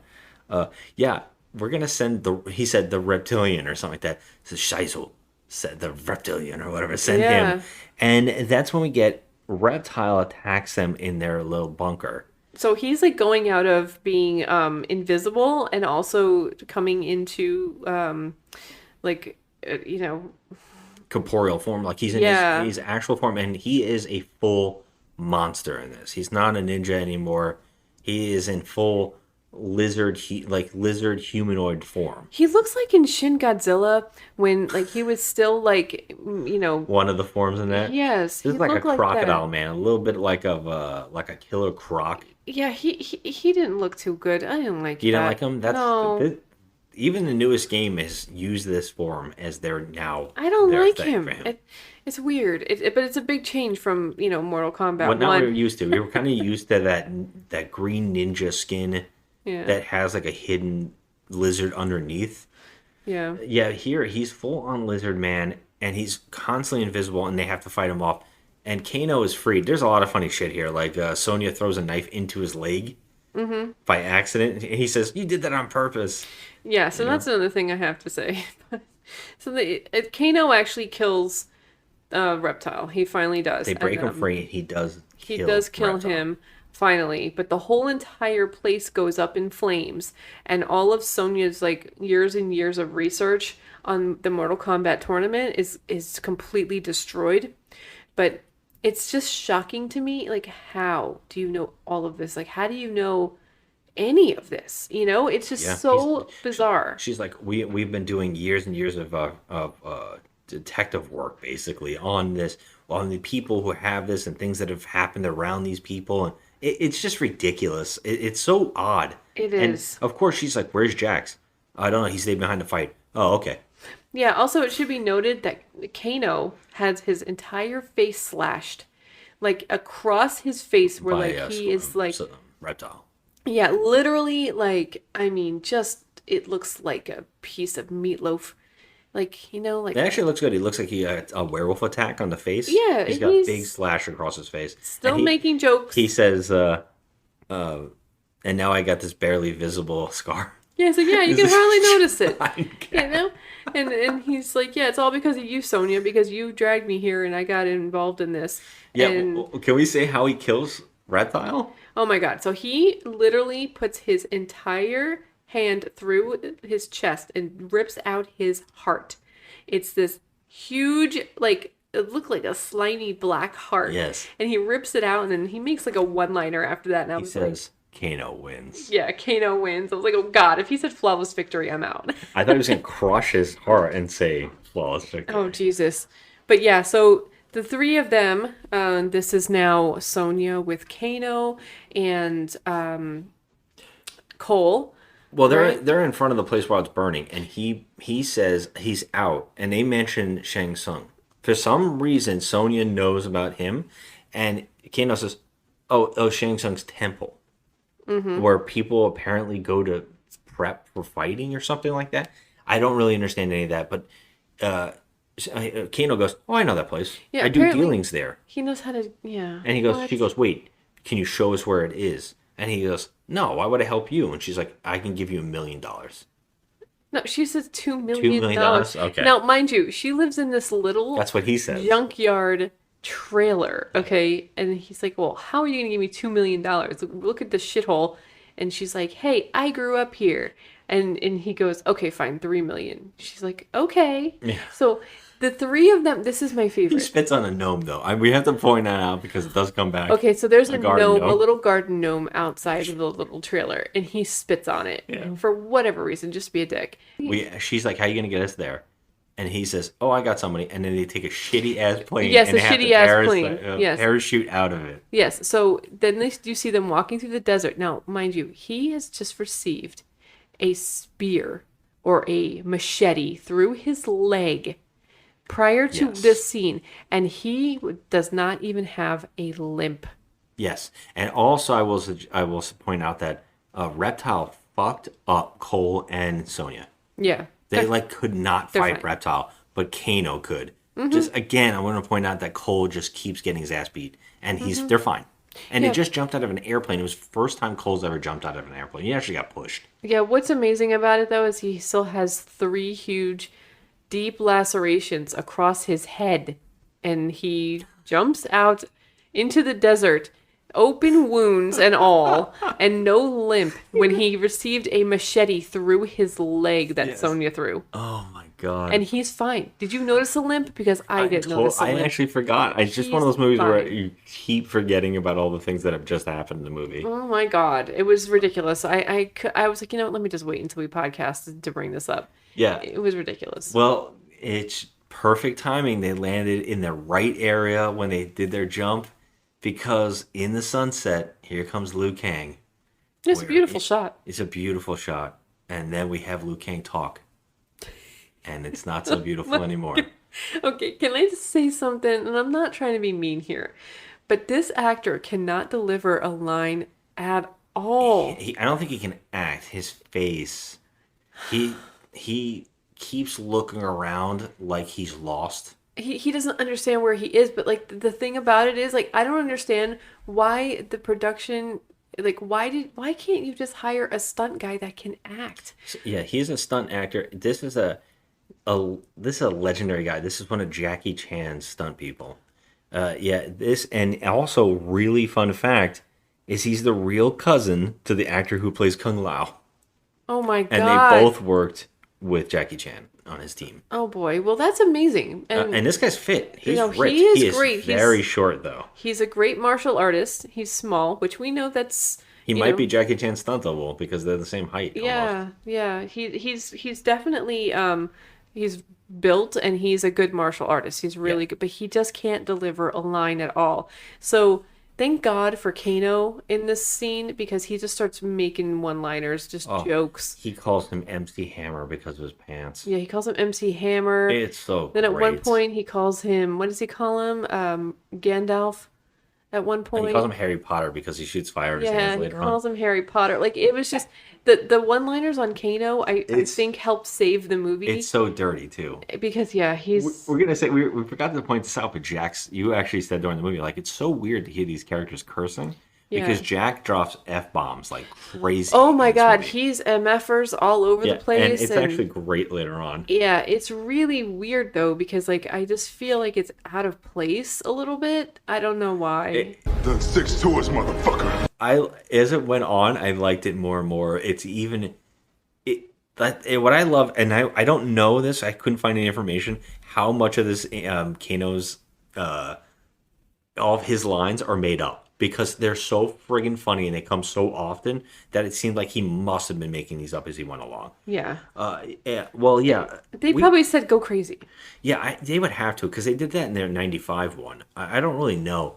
But I will say that Kano, Sonya, and Cole are the good actors here. Because when we follow Liu Kang back to their base, they have a base of operations, and it's where they train. It's Raiden's temple, apparently. That's where we'll also meet Kung Lao is also there. and they basically tell them that they're the Earthrealm champions, and they have been working under Raiden. Now, again, this is one of those movies that there's Earthrealm champions, a tournament's coming up, and they have to train. It's the fate of the world, but nobody has told the champions. I don't fucking understand this shit. Like, what the fuck? And No one, hey Cole, by the way, you're a special bloodline, Oh my God. and you're very, very important to the finding of this. We're not going to tell you the last minute. We're going to let someone come and try to kill you. I know, and the to best is tell like you. his family was their lives were at stake, and you know they were almost killed by Sub-Zero, and no one would tell this guy like, hey, you're a special person. Sonya and Jax have figured out the Earthrealm tournament better than Raiden, the guy who's trying to get Earth saved. Oh my is God. actually doing his job. That is so true. Like Raiden's supposed to be like all-knowing. Yeah, Raiden. I would say that Raiden is a giant asshole in this film. You know what? He really is. This is one of my biggest problems. The characters in this movie, the lore, the establishment of these characters is completely frustrating. It angers me every time someone shows up. Raiden, he's just a jerk. He doesn't seem to help. He doesn't tell anybody anything. He doesn't actually stop anything. He puts them in danger constantly without saving anybody. I don't understand his character. Because he picks and chooses what he wants to get involved in. Yes. So like, what kind of shit? Like, He you makes up can't- shit later on. Yeah. It's so. Oh my God. And so I will say that we're introduced to finally one of the better parts, Kung Lao. This Yeah. actor, Max Wang. Yeah. So, yeah, we're introduced to Kung Lao, and he is great. Name is Kung Lao, descendant of the great Kung Lao, the grand champion of the Order of Light. Never heard of it. I fucking love Kung Lao. He's actually great. He's like one of my favorite fighters in Mortal Kombat. I don't know why Which I like is funny him so because much. he always gets killed in the games. You know what? He does, and it's sad. But he has that really cool move with like he throws his hat. And I always ask you, and this is stupid maybe, but like I always wonder why he doesn't cut his hand open when the hat comes back to him. And also, how does it come back to him? It's the same thing with Captain America. I said, just imagine Captain America's shield. It seems to be able to cut things, also being caught. Well, this thing could who take knows? someone's head off, as we know, but I don't know. It's pretty cool. He's a pretty cool character, and I like his outfit. And they went to town. His outfit looks great. His Yep. hat is great. They even do the jump in out of a portal thing with a kick. And the actors, the stunt guy, he's fantastic He's at awesome. it. He's actually kind of fun too. It's a shame that Liu Kang isn't there, especially since, and you can see why. Like, man, they don't like these other characters, and that's why they introduced Cole as a new character, as your main character, because it doesn't seem like they like these characters very much. Liu Kang is so cool too. Like he's a really cool Yeah. character. Especially since the actor in '95 is perfect. He had that glorious head of hair. Yeah, he's really great at it. And here, it just very corny, and they're delivering lines of dialogue. You start laughing very hard at some of this. I Oh thought my you were gonna God. bring it up because they're basically saying crazy shit. They start talking about how the people who have the tattoos have something called arcana. Mm-hmm. And arcana is it's the movie's way of explaining superpowers. So when the characters in the video game seem to have powers, they're going to establish it that it is this mystical force. And then when someone gets killed by a person they lose in a tournament or a fight, they pass on their arcana to the winner. Yeah, so that's just like their way of saying that they have abilities. But this is also sus, because I will say that you're telling me that none of these people with the tattoos ever lose a fight, because Cole loses constantly. Yes, but can I ask you a question? So this is what I didn't understand about the tattoos being transferred. So Kano got his tattoo because he murdered someone. I think you have to kill the person to Yes, get their tattoo, but which so- seems really fucked up for Earthrealm. I don't understand. So if Cole has this tattoo because he's like a direct descendant of Hanzo Hisashi. Yes. Hanzo Hisashi was a good person. And so he's a direct descendant of that. what we see of Hanzo Hisashi, he was a good person back then. yeah. Okay, what we see of him. Ran a ninja clan, but go Okay, ahead. well, yes, well, but he seemed to be a good person. Okay, whatever. Go ahead. So just say that he wasn't pure evil, right? But Kano is evil, and he received the gift of an ability from another person that he murdered. Mm-hmm. It almost seems like that's like completely dishonorable. Like, how are you giving someone a gift like that that's a murderer? That's what I just said. I was saying that it seems very suspicious that the Earthrealm heroes kill to pass on a thing. Why would that be a thing? Why does that work? How does that work? Why would Raiden okay this? Why would the Elder Gods? Yeah. I don't really understand any of this. And I also don't understand almost anything that happens in this film around this area, because why are Outworld able to attack Earthrealmers before the tournament? Yeah, but that's what Raiden says. Raiden tells Shang Tsung, it is you cannot do this. doesn't make sense. You cannot do this. You cannot come in And here. Shang Tsung says, "Oh wait, there's no rules on attacking outside the tournament." I'm like, how is that fair? Well, then what's the point of the tournament? Also, why is Shang Tsung and Outworld able to invade virtually? Right, that's what they're doing. They're coming in They're and they're invading. picking them off one by one, the people with the tattoos that are the chosen This ones. is the moment where every time they come in, Raiden should stop them. He Right. doesn't do anything until the end of the movie where he goes, "No, you're out of here." Yeah. And like, I'm like, what? why is No, this he okay? puts a spell on the temple to keep them safe and to keep Shang Yeah, Tsung but my out. point is, if they beam in, Outworlders shouldn't be able to beam in. No, they shouldn't. It's Although like, I question why Baihan Sub-Zero is an Outworlder now. We don't know that. And we also don't know why he's still alive all these generations. yeah, we don't know. Like, he got everlasting life from killing Hanzo. Well, I don't know. that's not what they show. And also for the people that don't know anything about Mortal Kombat at all, they will be asking, okay, what's going on here? Like, how is he still alive? It's centuries old. Like, what is going on? It's so strange. It doesn't make sense. And again, this is another one of those movies where the tournament doesn't even matter.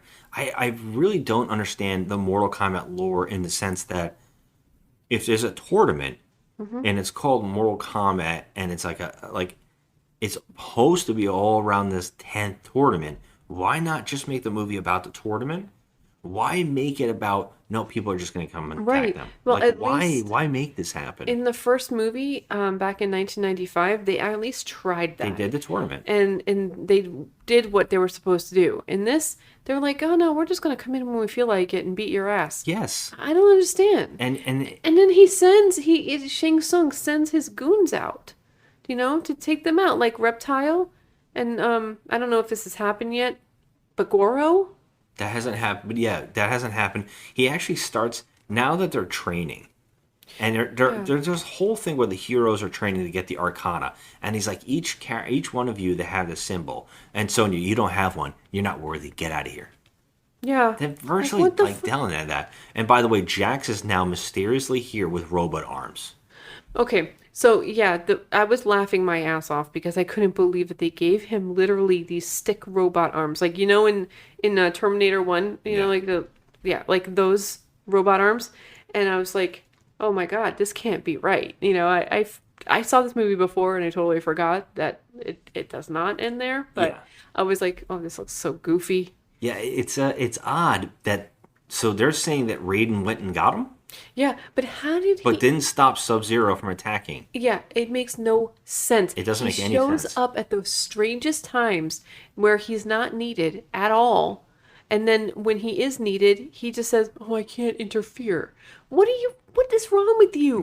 Yeah. At one point he actually says, I can't interfere all the time. I can save humans, but I can't save them all. Oh my god. Like, well, you maybe couldn't save the one you guy could that was save one of your heroes? Yeah, you can save one. Yeah, it's like you couldn't stop Jax from getting attacked by Sub-Zero? Like, why? You couldn't save Hanzo from getting killed by Sub-Zero? I don't really understand it. Motherfucker shows up 5 minutes after the fight. Yeah, it's like, oh shit. After everyone's already dead. I'm like, oh gee, thanks for stopping by, Raiden. Thanks. Yes. Would you like some rhubarb pie? Big old stick of rhubarb pie. Yeah, some rhubarb pie with some chai. I actually said the right thing this time. Rhubarb? You said rhubarb. Rhubarb. Rhubarb. We say rhubarb pie Anyways. with some chai. So they're training, and the whole thing is that we're told that, and really weird is that Liu Kang is saying like his master was Baracho, which is a video game character, and that's odd. And then you have to question, well, where's your master now? Yeah, I never Why said where isn't he he is. training with him They never anymore? And they met Raiden, and then they joined Raiden, and he gained a brother in Kung Lao, and they joined to serve under Raiden. Now, I guess they've been training and working on their fighting skills all this time, but never went and got these people to train with them, like Jax or Cole. And that's really odd. Or the guy that Kano killed. We don't know any of those characters. And also the character that Jax killed. Right. When they were Sonya and him fought him. So I don't know who these people were, but I don't understand why they never searched them out, especially since Shang Tsung and Sub-Zero seem to find anybody they want anytime. Why isn't Raiden getting these people and bringing them to Kung Lao? That's what I don't get either. So, It's like, so he has like the worst timing of all time. So Jax is in a medical bay and he's crying about his new arms and he doesn't, whatever. And at the same time, the villains all get together. Now, Shang Tsung has like a little meeting on a bridge, and he calls in his a Batwoman, which is Nataro. He calls in Reiko, which is a giant guy with a hammer. He calls in Cobal. Oh, Cabal, that's one I couldn't think of. Who is a speedster. It's like a Darth Vader speedster guy, like a Boba Fett. He said that Kano is the one that put him in the Iron Lung. Yeah, he's like, by any chance. Now, I want to say this. I think they did, out of all these characters, Cabal looks and acts pretty cool, interesting. I actually think he looks decent, and I'm shocked how much they put into even doing him. Mm-hmm. They actually gave him some scenes, and they gave him a really funny voice actor. He's actually really fun. And he says, hey, when you were over there, did you see a guy named Kano? Because he's a jackass, and he's the one who put me in this iron lung, and you'd really like him. So he's basically saying, hey, I know a way in where we can stop the heroes and kill them by just having Kano sell them out. Yeah. And I guess that happened because they tried to invade this place once before, and that's when Raiden made a shield around this base, and they saw them. And by the way, Kano tried to steal Shinnok's, the main villain of the whole franchise, one of the big bad guys. His amulet is in this place, and he tries to steal it. There's all these references. They actually show Nightwolf on a painting on the wall, and they show all these other characters on the wall. That, It looks like Kotal Khan. There's all this stuff in there if you're a video game fan. But this is all odd because the heroes are really trying to get them to get these arcanas, and of course Cole sucks and he keeps getting his ass beat. And really funny is that Kano is the first one to achieve unlocking his arcana, although he's like terrible fighter. He's a terrible fighter, but he's like such an asshole. Like, you almost don't want him to have anything. And like the way he treats everybody, they were sitting around eating dinner, and he was saying to Kung Lao, can you pass the freaking dumplings or whatever? And he called him Kung Pao, and like he's just the most disrespectful asshole of all time. And he's the one that gets his chai first. I mean, like, it's insane. His chi. He achieves his chi. I like his chai. He didn't get any like a tea sent to him.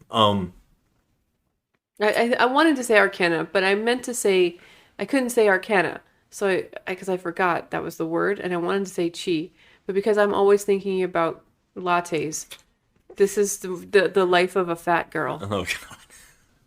But yeah, anyway, so chai. No, well, look, this is really actually one of the weird times that the heroes actually do the right thing. Kung Lao and Liu Kang are smart enough that they know that pissing him off is Kano's thing, and that the Arcana seems to be unlocked through whatever your thing is. And so they know that pissing off Kano will unlock whatever the hell's going on. And sure as shit, he gets so mad, he shoots one laser beam out of his eye. Yeah, which I think is pretty funny because it was all over a dumpling. Yeah, he was like, Give my fucking dumpling. I think it was an egg roll, and he was like, "Give me those egg roll. damn egg rolls." Egg rolls. It was a goddamn egg roll. And then Kung Lao would not pass the fucking egg rolls. Yeah, So he he actually ate ate him it. on. Yeah. And he ate it. It But was they did funny. it. They actually worked. They actually taunted him into agreeing, and it worked. And he's like, "Oh shit! I got laser beams. It's a lot cooler than throwing a hat." That was fucked up. I'm Yeah. like, first of all, So- he's awesome with that hat. Yeah, and now this makes the other guys even worse looking that they can't unlock their powers. Yeah. So we're still waiting on Cole And Jax. and Jax. Still haven't unlocked their powers, and Sonya's just like hanging out. Yep. She's got really nothing to do. Yeah, and so of course this makes Cole go cry in a corner, and that's when Raiden's like, "Go home."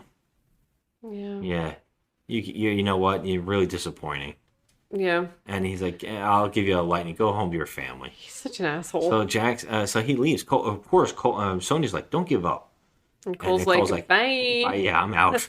And he goes back to his family, and exactly at that same time, Kano and it sees Cabal through the shield, and Cabal talks him into betraying all of them for money. Of course he does. And so he does. He uses his new eyeball blast to shoot the thing that's making the field, because for some reason Raiden just goes away constantly, never shows up again. Raiden doesn't seem the need to linger about. Yeah, he's never teaching anybody. He doesn't give any lessons. He doesn't give any inspiration. Just pops in, when he feels like it after he's done having his dinner. Apparently. He And don't so give a shit. the thing's down, and that's when all of the villains come to invade them and kill these guys.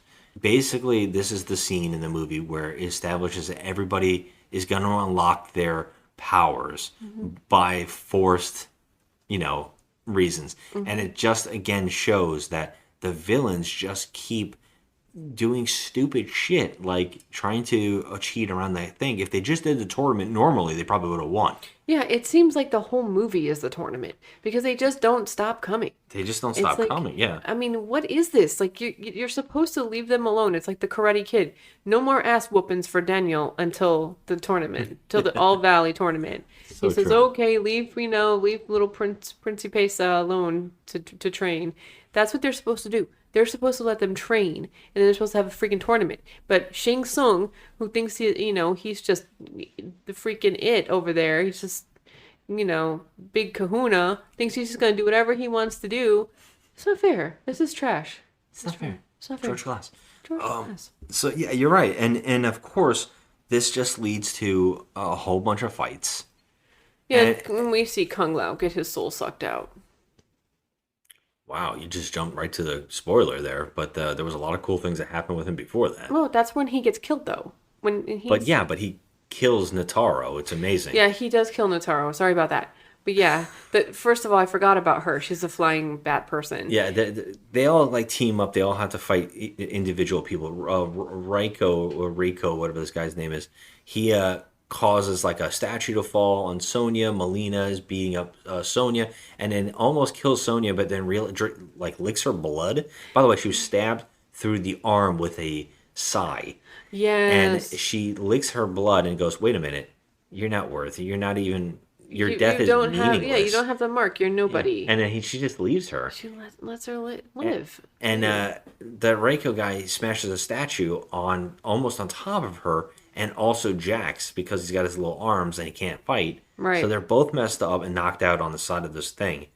At the same time, Liu Kang is being attacked by a Cabal, who's a speedster. He can run around real quick, and they're having a fight. And he's kicking Liu Kang's ass. Yeah, he is. And then Kung Lao is able. They bring in Nataro to because Kung Lao is like facing them all off. Kung Lao is kicking all sorts of ass. Yeah, and he's doing so well. He throws his hat into the wall, almost kills Shang Tsung. Yeah. And then he says, "Oh, meet Nataro. This is my my girl, I'm crazy for the baddie girl. She's my beauty. Meet my beauty. My beauty." She flies in, and he instantly kills her by throwing his hat into the floor and then riding her like a surfboard into the hat spinning. It's like a saw blade. Yes. And she's the wood, and he's just pushing her through it, and she literally gets hacked Split in in half. half. It was beautiful. Yes.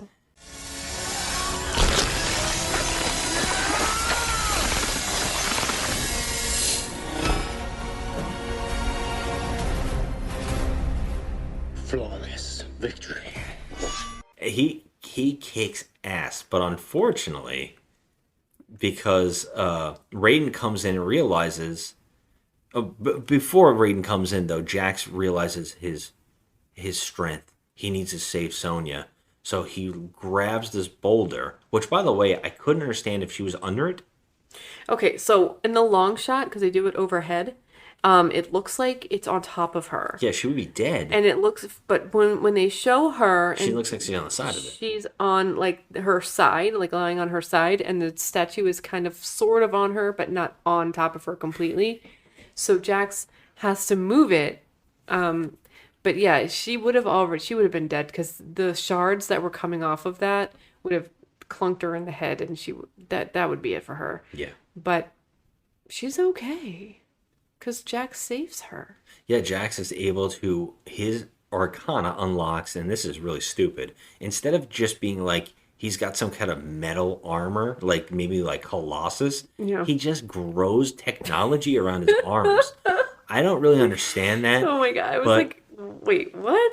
It's really strange, but yeah, he gets better looking arms. They're bigger now, and they're a little better. But I still like and this is really crazy, I like Part 2's arms better. You know, I had a problem with Part 2's arms simply because they're supposed to be implanted on him, but then I'm just saying the look. No, they look cool. I actually don't mind that look in that second movie more than this one. Yeah. I don't like this one. Well, in this one, I thought they were okay. I didn't like the little arms, so I was happy for the change. But that's one thing I just don't understand. First of all, technology just can't grow. It's metal. So it's his Arcana. It's his superpower. He grows technology around his arms. I don't know what he does. That's bonkers. You think that he would be like Cyborg now, but he's not. He just has armored arms. That's his tech. That's his power. I mean, and fine, that's what he does in the video game, right? So yeah, but there's like more to it. It's more technology than it is a power. He's like same thing with like Sonya. They have technology, so they use like laser blasts or sonic booms out of his arms or whatever. Yeah. It's like more like because they're a tech-based army guys. Like they're using like army tech. Here, so yeah, he's able to save Sonya. But the problem is that when Cole's at his with his family, he gets attacked by Goro. And I will say that this Goro looks far superior. I disagree. Last Goro. I don't agree with this at all. He looked like a claymation. I don't know why you keep saying that. It's amazing. No, I just didn't like the way he looked. It was weird. It's a great animatronic. I love that. I think it looks fun. I mean, it looks real.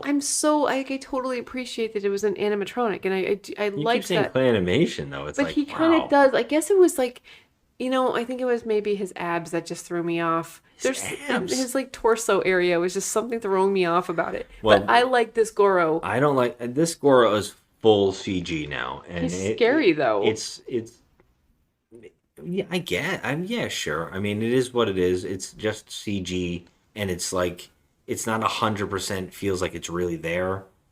It just kind of looks a little off, but it's still okay. I will say that his size changes a lot. Oh, really? When he reaches into the car, he's like a little guy all of a sudden. Oh, yeah, you're right. And then he's like before huge. He was huge, yeah. He goes after Cole's family. Cole's getting his ass kicked. He's getting smacked around. It finally takes Cole's wife to say, fuck this, to grab an axe and attack Goro from behind as Cole's about to die. Yeah, she hacks him in the ribs. Yeah, she gets him right in the back. And then Goro's pissed off and goes after her and smacks her around. And that's where Cole finally is like, no. And his like Super Saiyan kicks in. His Arcana is that his bracelet that his daughter made him wraps around his body and gives him plot armor. Yeah. Literal plot armor. That was very convenient. The worst written fucking thing I have seen in a long time in movies. I cannot believe the character's strength is literal plot armor. He gets armor that every time he gets hit, it seems to kinetically make him stronger, like a gambit or something like that. Like he just keeps jacking it up every time. Well, I guess it's kind of handy that Or he made him bishop, that I bracelet, don't know. right? I mean, I guess so. thank goodness she knows how to make bracelets. I mean, that was the stupidest thing I've ever seen. Like, that was it. What are they trying to say? Yeah, he got strength from his family. His arcana is love. It's strength. Remember, she said it's a strength bracelet, so he got strength from his family, and he gets what is his thing? Oh, he gets his ass kicked a lot. So what if you give him a thing where he gets punched a lot, and now it makes him stronger? That's stupid. I know, and like the armor that they put on him looks so goofy. I hated it. And you know, we're also talking about how Kano just got one eye blast out of his eye, one eye, and we talked about how Jax just has metal arms now. Well, Cole just seems to get more and more gifts because he also gets nightsticks that come out of his arms. They're like nightsticks that are weapons. They're like sharp on the ends. And of course, he is able to fucking obliterate Goro. Yep, and it was kind of cool though. It was like a really good gore, I think, because he hacked off his like arm. guts fall out and his stuff. guts fall out. Like, it was pretty rad. I liked it. Yeah, and then Cole's like, yeah, I did something now. I'm better now. I got plot armor. Right? And then the lightning bolt comes down at the exact moment, and Cole's like, it's not over. They're going to keep coming for us unless I stop this. So he goes into the lightning, and he beams right in front of the fight, where Kung Lao is fighting basically the bad guys after killing Notaro. And Raiden is starting to beam people out. But for some reason, he beams Cole right there, and they like punch him around right off the bat. Yeah. And he gets messed up. And in the last second, Kung Lao jumps out of the lightning bolt to save Cole. Yeah, and this is where Cole he gets dies. in the lightning, and that's when Shang Tsung is able to grab Kung Lao and suck his soul out.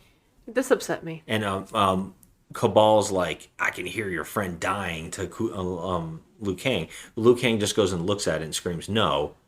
And they all get sucked into the lightning bolt, the heroes. Yeah, like, why can't you do anything to help him? And for some really strange reason, Kung Lao's hat flies in with them. Yeah, Did you all see right. that? Yes, I saw that. And then in the next shot, they're in some kind of white plane, like when Harry Potter, when he goes to the train station, the white train station. Yeah. Yeah, they're in a white realm where Raiden's like, this is where I live.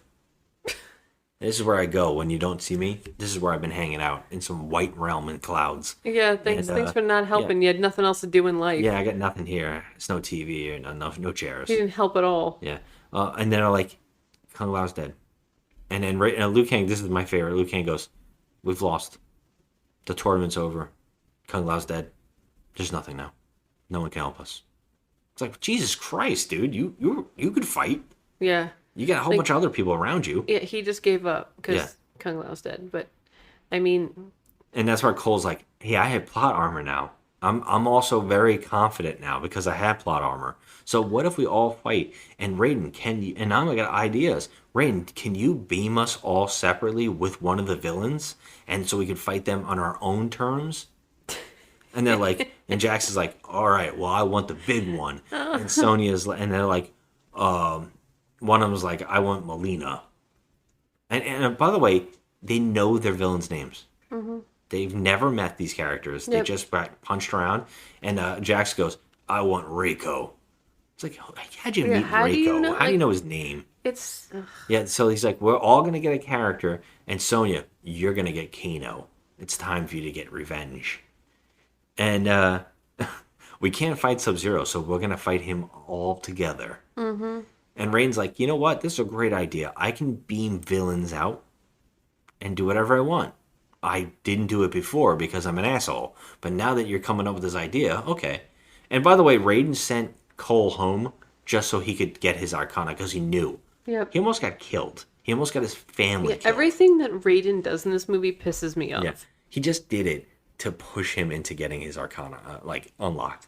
But yeah, so Raiden beams them all separately, and Jax and Reiko fight on the pit stage kind of a thing, and this is great. He just destroys him, and at the end, he does a slam on the sides of his head with his new arms. Oh my and God. Reiko's head explodes. That was amazing. And Jack says, like... Yeah, these motherfuckers work. Because he now likes the arms. He likes his arms Yeah. now. Sonya fights Kano, and it's actually great. The fights are great. The fight is amazing, especially since it ends so poetically with her and Kano when he's choking her out, but she grabs the gnome that he spit on and sticks the gnome's hat like right in his eye. Yes. So like the whole gnome statue is in his eye, and that's it. He's done. And the reason that we know he's definitely dead is that she gets the tattoo. She now gets the tattoo, so she's got a special arcana. Yeah, she's going to have the Arcana now. Yeah. And Liu Kang, who else is there? Because Liu Kang is like, goes after fight Cabal. Yes. And Cole's going to fight Melina. And they're in the stage where they're fighting side by side virtually. And Kung Lao and Cabal fight. But it's amazing because he's able to trap him in some kind of like tar, Cabal, so he can't run. And he makes the fire dragon that eats and kills Cabal. Yeah, that was really awesome. It's amazing. It's like, Liu Kang, where the fuck was that all this time? I know. He could use that this whole time. And now here's my favorite bit. Cole is still getting his ass kicked. Oh, yeah. Again, Cole is getting his ass kicked by Melina. Yeah. And it takes Sonya beaming in with a weird spin and a new Arcana superpower that she already knows how to use, which is shooting rings from her hands that blows through Melina's chest. Yeah, it was pretty cool. Put a hole right through her so you could see her spine. That's yeah, cool. I always love that because it cuts perfect circle, but for some reason it leaves the spine. Yeah, exactly. I always love that. But it was like, it's so funny because it's like the X-ray in the game. Yeah. You know, where you can see their skeletons and stuff. I like that. I thought that was a really cool nod to the game. Yeah, it was a cool... But again, our main hero got his ass kicked. Yep. By Melina. Yep. He just beat Goro. Yeah. And he's losing to Melina. Well, it gets worse. It gets worse for him. Well... You know? Well, right at this bit, they're all like, yeah, we're winning. And then they trick him. Sub-Zero tricks him by... he has now kidnapped his wife and daughter. Yep. And he shows the bracelet from his daughter. He smashes it. Cole, like an idiot, runs into the portal after him. And it's, for some reason, Sub-Zero is at the place where he fights in the ring. Yes. So I guess he decided to be nice and take him to a familiar place. Yes. And he also froze it. So he froze the cage where he fights, and frozen to the cage are his wife and daughter. Now, mind you, we saw in the beginning of the movie that Hanzo's family were completely frozen like that, and they both died, his wife and son. But for some reason, these two are still alive. They're just in stasis. Yes. And can I also point out, when Cole comes into this place, beams in, he's not in the ring. Right? He's facing the ring? Yeah, he's facing it. And his wife and daughter are on the outside frozen to it? No, they're on the inside frozen to it. But he looks at them from the outside first, and then all of a sudden they're in the inside, right? Yeah. Does it change? No. It seemed like he did beam in from the outside, and then he went in. When he saw them, he kicked open the gate and was like, oh my god, and he went over to them and they were frozen. He saw them in the ring. Yeah, and he went into the ring. Yes. Oh, okay. And then Sub-Zero comes in and starts fucking shit up. So then they start fighting, and then how does it happen where we see Hanzo?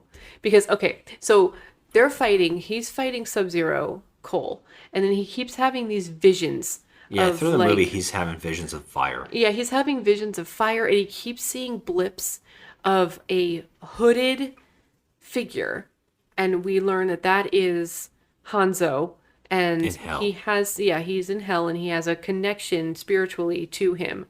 And then, as Cole is getting his ass kicked by Sub-Zero, Hanzo comes out. He materializes. Well, what happened was Raiden gave him this. Somehow he says that he took the spear from Hanzo's body, which I don't remember seeing. He took the little spear weapon and he gave it to Cole. And Cole put it in his underwear. And then he pulled it out to fight Sub-Zero. Sub-Zero, it went on fire when he went to stab Sub-Zero, but Sub-Zero caught it, held it up in the air, and was like, it's on fire. And then all of a sudden, while he was looking at it, the spear comes through his chest. And then you hear, get over here. Yeah. And that's where Hanzo has jumped in. For some odd reason, Hanzo has waited. Now, Cole's getting his ass kicked again. Hanzo is waiting for the moment where Cole fought Sub-Zero to I don't come back understand. and get revenge. I feel like this is Raiden's fault again. I don't know why. It's But just let's just so blame odd. Raiden for all of this. But like, why doesn't Hanzo make his appearance earlier on and help? You know, like if he was in the movie, Sonata. If he was in the movie the whole time, I would have been so much happier because Yes. he's so great on screen. Again, if there was no Cole and it was Liu Kang as the main character, Yeah. with Johnny Cage and all that kind of stuff, and Hanzo was a main plot point. Yeah, it would have been great. I mean, their fight was great. He fought with Sub-Zero again, but he had his hood up and he had kind of like the colors of Scorpion. And he did say, Hanzo is dead. I am Scorpion. And they fight, and he joins forces with Cole, and they fuck up Sub-Zero. And Well, can I point out, and this made me laugh every time he does it, Scorpion constantly removes his mask just to say a word and then put it on again and then take it off every time he wants to speak again. yeah, He does it like 4 times. It made me laugh every time. He's like, oh, by the way, I'm Yeah. Scorpion. Okay. Oh, yes, because obviously we know that the mask will change his voice to like more menacing. they just wanted to show his rotten teeth or something. It was Well, so no, weird. also he's speaking Japanese to them, That's true. That and is so true. I'm like, does he- anybody get this? Yeah, I mean, I guess speaking Japanese through that mask would sound really off because it changes the sound of your voice. But Sub-Zero But- does it all the time. Yeah, I guess you're right. I mean, I don't know, but Well, let's just say the Sub-Zero versus Scorpion fight is awesome. it is really awesome. And while they're fighting, But Sub-Zero's beating him again. Sub-Zero does fuck him up. I mean, he gets messed up. He gets ice like in his lower half of his body, and he gets like stuck to the floor and stuff. And like while he's on the floor, he actually throws a fireball and saves the wife and daughter.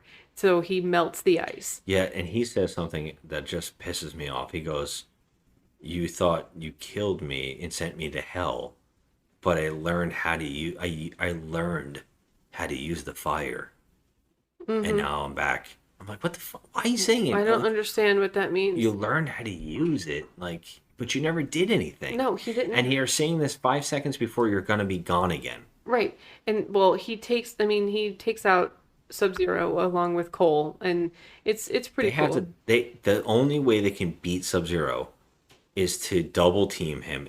Sub-Zero takes off his armor, and he's looking more and more black armor. He's got more black outfit on, and he's messed up. He got gutted, and he's still fighting them. Yep. 2 of them on one, and that's the only way they can beat him is to work together, which is insane for Scorpion. Yeah. Well, Well, by the they way, did. every time Sub-Zero and Scorpion start fighting, Cole runs over to try to get his family out of the ice Yeah. instead of helping Scorpion beat him. Yeah, I thought that was funny because He I was just like, keeps okay, going back over. You're literally punching Ice. like solid ice. I mean, you're not going to get through there, and you could be helping get rid of the bad guy. But I think that that the filmmakers realized like this is stupid. Let's have him help, because then he starts helping, and then they take out Sub-Zero, and somehow the wife and daughter are like literally frozen hot dogs stuck up against the cage, and they get thawed out, and they're fine. Yeah, and the way They're that they fine. finally kill Sub-Zero too is that Scorpion does his little blowtorch mouth fire thing and burns. Yeah, and burns his Bai whole onto- head. Yeah, It was really death. cool. It was really cool. He doesn't turn into the skeleton, which he should, like the game. No, but Instead, it was he's just a still little. cool. He's like a crispy critter, and he falls down. Yeah. Yep. And so- then that's when all the heroes show up. At that exact moment, Raiden's like, "Hey, everybody! Yeah, now you now know we're what? here." Go fuck yourself, Raiden. And by the way, Scorpion has now said, "I'm proud of my bloodline, and I die now." And that's it. Yeah. So I learned how to use Hellfire. Yeah, he But I tells them don't need I don't need anything to pass it on. I'm not No. going to give you cool powers. No. Instead of making Cole a Scorpion, Mm-hmm. like giving him Scorpion powers, there's a character who is the son of one of the other characters who was trained by Scorpion called Takada, right? I believe that's his name. Why couldn't they just make him? Or why couldn't they make him Kenshi, the blind samurai? Oh, yeah. Because that's a more interesting character, and you could have had that establishment between Scorpion and Kenshi, and you could have had all this stuff. Instead, they just went, nah, we'll make a guy with armor. Instead of having hellfire or chains that come out of his hands or controlling of chains is his weapon. No, armor. Yeah, that whole thing was so stupid, and it looked cheesy and dumb. It does look so stupid. It looks so stupid. It doesn't even look cool at all. Well, all the fighters come and they join Cole in the ring, and they're all talking about how they have to stop this evil. And for the next, well, Shang Tsung actually shows up and says, they send him away. He goes, next time I'm going to show up with an army. And then Raiden's like, now I can actually send you away, and he sends him back. Yeah. And it's like, why didn't you do this so many times before, man? Thanks, Raiden. You're so useless. Yeah. Thank you. And then he tells Raiden says to Cole, hey, there's more people out there, more heroes. You got to go find. Mm-hmm. We got to round up the more heroes. And I'm just like, for what? Because and also Shang Tsung, and this is the cop out. He makes we see a shot of him making all the bodies of the villains disappear, and he goes killing them. Basically, that killing them only made them stronger because he's like, death isn't the end for them. It just helps me push it forward. And it's like, okay, I see where they're gonna go with that, but they killed so many villains in this movie. They killed like important villains, so it's like they're not even going to try to do the plot, and then they're going to set up more tournament, like they're going to get more heroes to do a tournament, which is odd. I can't tell you that I'm not pleased about the ending of this movie because they so I guess they said they were going to go look for the new champions, and so as our hero Cole is packing up his locker at the gym. He is, the guy that owns the gym comes by and says, oh, I'm sad you're not going to be fighting for me anymore. And he says, no, I'm going to Hollywood. And guy's like, well, what's in Hollywood? And he says, it's not what's in Hollywood, but who's in Hollywood. And so they pass by a poster of Johnny Cage. Yeah, it's but we only see his belt buckle. And what's the movie called? I don't remember. I forget too. But so they was like, okay, good. They're gonna set this up. Thank you, because this is what I wanted. And in real life, they hired Carl Urban to play him. Yeah. Which we love Carl Urban, but that's a weird choice. It is a very weird choice. I would have gone with a Chris Evans type. Oh no, the guy who is in Top Gun. Oh, from Scream Queens is 100% Johnny Cage, and I have no idea why they haven't picked that actor. Yes. Why would they have gone for an older actor like Carl Urban is very surprising to me. Yeah. But I guess it's another Australian, and since this seems to be an Australian crew, they're going for another Aussie. So that's interesting. I mean, honestly, though, that guy is completely perfect. What was his name? His name is Glenn Powell. He's perfect. Yeah, he is perfect to play him. I don't know what they were thinking about not having this guy. Maybe because, but how are they going to do the martial arts thing? I'm sure he can be trained. Carl Urban's not a fighter either. No, but he's also freaking huge. He's 6'6" or whatever. I'm going to have a hard time seeing Billy Butcher as Johnny Cage. Okay, well, I hope that he plays him right. I hope he plays him as Johnny Cage. He needs to be funny and cocky, not like a tough guy. But he's not going to have his accent that, He's more Kano than Johnny Cage. He's more Kano than Johnny Cage, that's right. But yeah, so the movie ends on that. That's the cliffhanger. That's the end of the movie. And, I mean, overall, let's just, to me, as a fan of the games, I feel like I don't understand the direction or what they're taking. I'm very confused. Why not make it a Mortal Kombat movie with a combat? Without the tournament, I mean, why introduce a new character? There's a lot of shit like that that's just baffling, bizarre shit. And I think it hurts the movie because I don't think I like Cole and his family. I don't think I wanted them in the movie. I'm so much more interested in it. And also, as a fan of Sub Zero, man, did they do Sub Zero dirty? He's a straight up mass murdering asshole, and there's no 100%. connection to why he's doing it. I know. Yeah, and then I was like, that's a really cool plot in the games. It's a cool story, and it could have been amazing to see on screen, and it's just not done here. I know. But I feel like, I mean, I'm changing my thoughts from when I first saw this movie. I'm going to change my thoughts. But before I change my thoughts, I want to do our little segment called Why We Can't Have Nice Things. Okay. So usually I'll read one 10-star review and then one 1-star review and see why we can't have nice things because these reviewers, I can't. So anyway, so this one I picked, it's a 10 out of 10, how to make a video game movie. This is literally how you do a video game franchise justice. I knew this movie would be amazing judging from the trailers, and I was amazed by everything. Mortal Kombat is one of my favorite franchises in existence, and I'm very surprised at how good this movie is. Hiroyuki Sanada is Scorpion, hands down. A fantastic adaptation of the games with a decent story, great cinematography, good yet noticeable CGI, amazing voice acting, a great soundtrack, and good editing. This right here is the secret recipe of how much respect you can have for a game franchise and be such a fun ride from start to finish. Wow, Warner Brothers has been on a roll with these newer movies. First, we had Zack Snyder's Justice League, Godzilla vs. King Kong, and now this great film. Definitely check this movie out on HBO Max. So that's the 10-star review.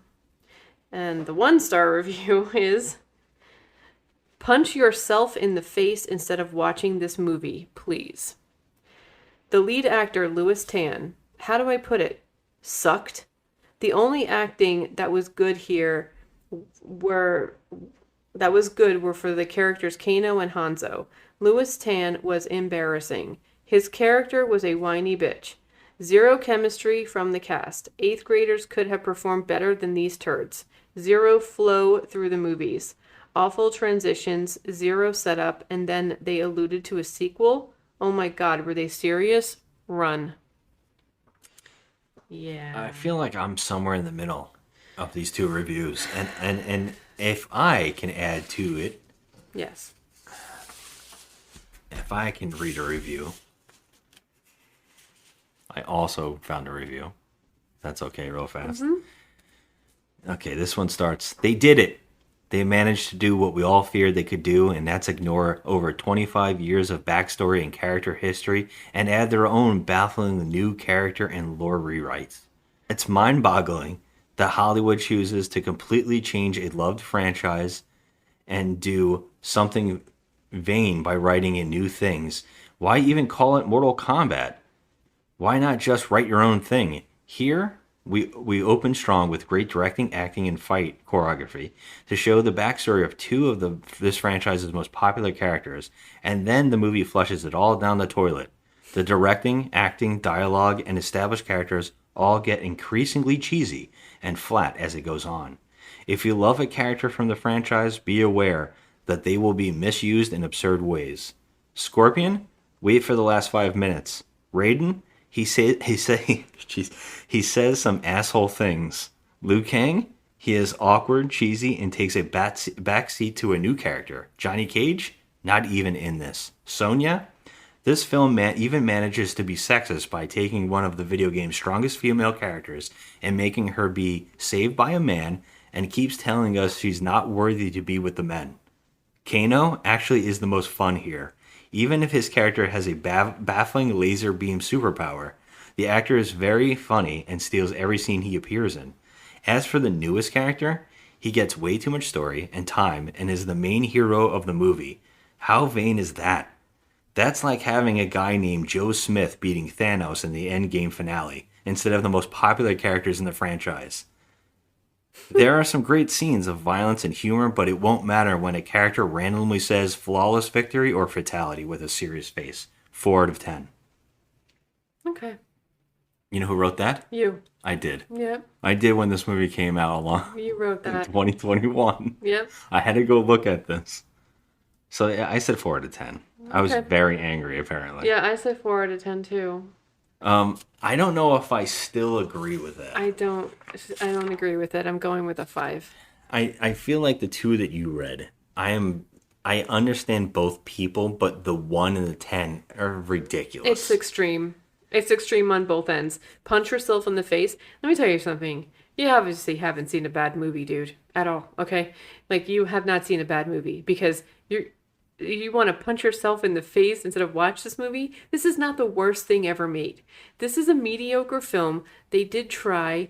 They made, some very major mistakes. Yeah. There was some miscasting going on here. There's some bizarre writing. Very bizarre writing, but overall, as a movie, this was not the worst thing I've ever seen. No, it's not. It's fine. I mean, if you want to, I went through this as the second time I watched this, and I noticed things in it that I didn't notice the first time, and I was like, oh, wow, okay, that's neat.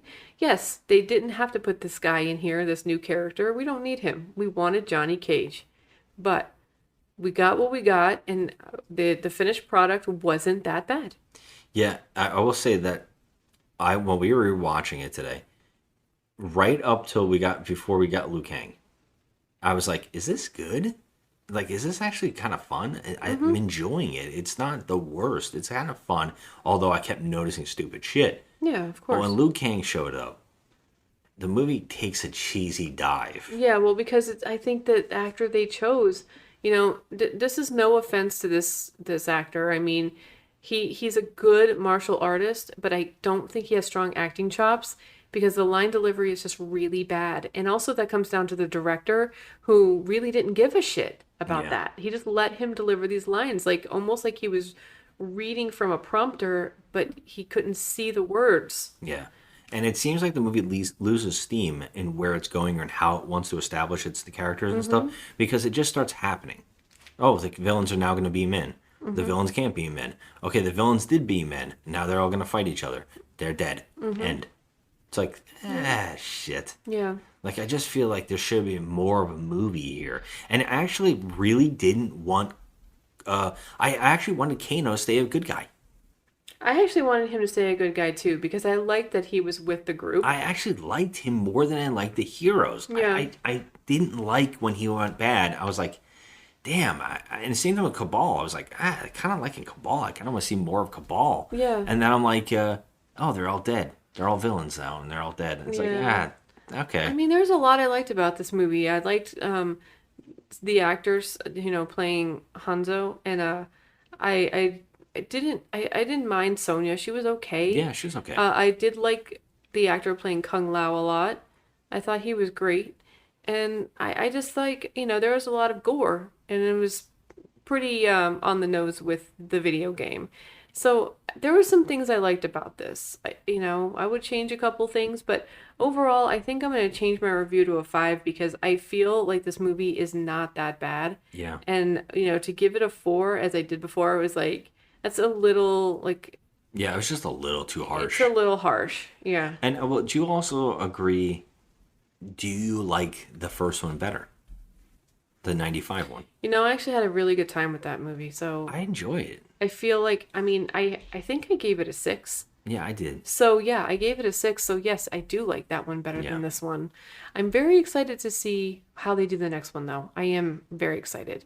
Because I feel like, okay, if they pick Carl Urban to play Johnny Cage, they did it for a reason.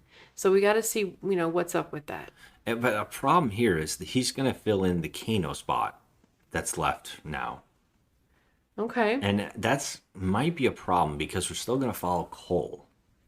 Well... And you're like, oh, Cole's got a family and he's got kids and he's got attachments that might hold him back. And whatever, I think maybe they might have learned a lesson from this and they're not making him front and center. You know what I mean? I hope, man. I really don't know because that's the worst thing about this one. I don't understand. Well, once Johnny Cage enters the scene, you can't steal anything away from him. He is the scene stealer.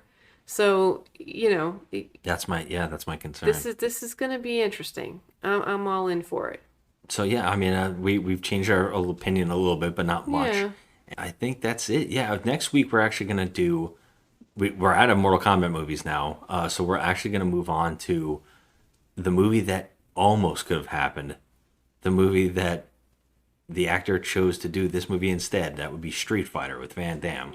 I can't wait. So he chose to do that over Mortal Kombat, and the Mortal Kombat games always wanted him to be in it, and he's finally going to be in it. So what perfect time to not only rewatch Street Fighter, but talk about the insanity that could have happened on the set of Mortal Kombat's movie. Oh my god. So yeah, I that's know. next week, and this is a long episode.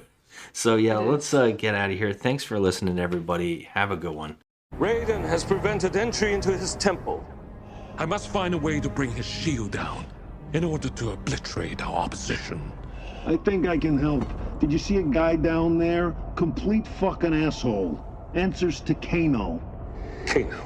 Yeah, he's the reason I live in an iron lung. He's a low-life piece of shit scumbag. You're gonna love him.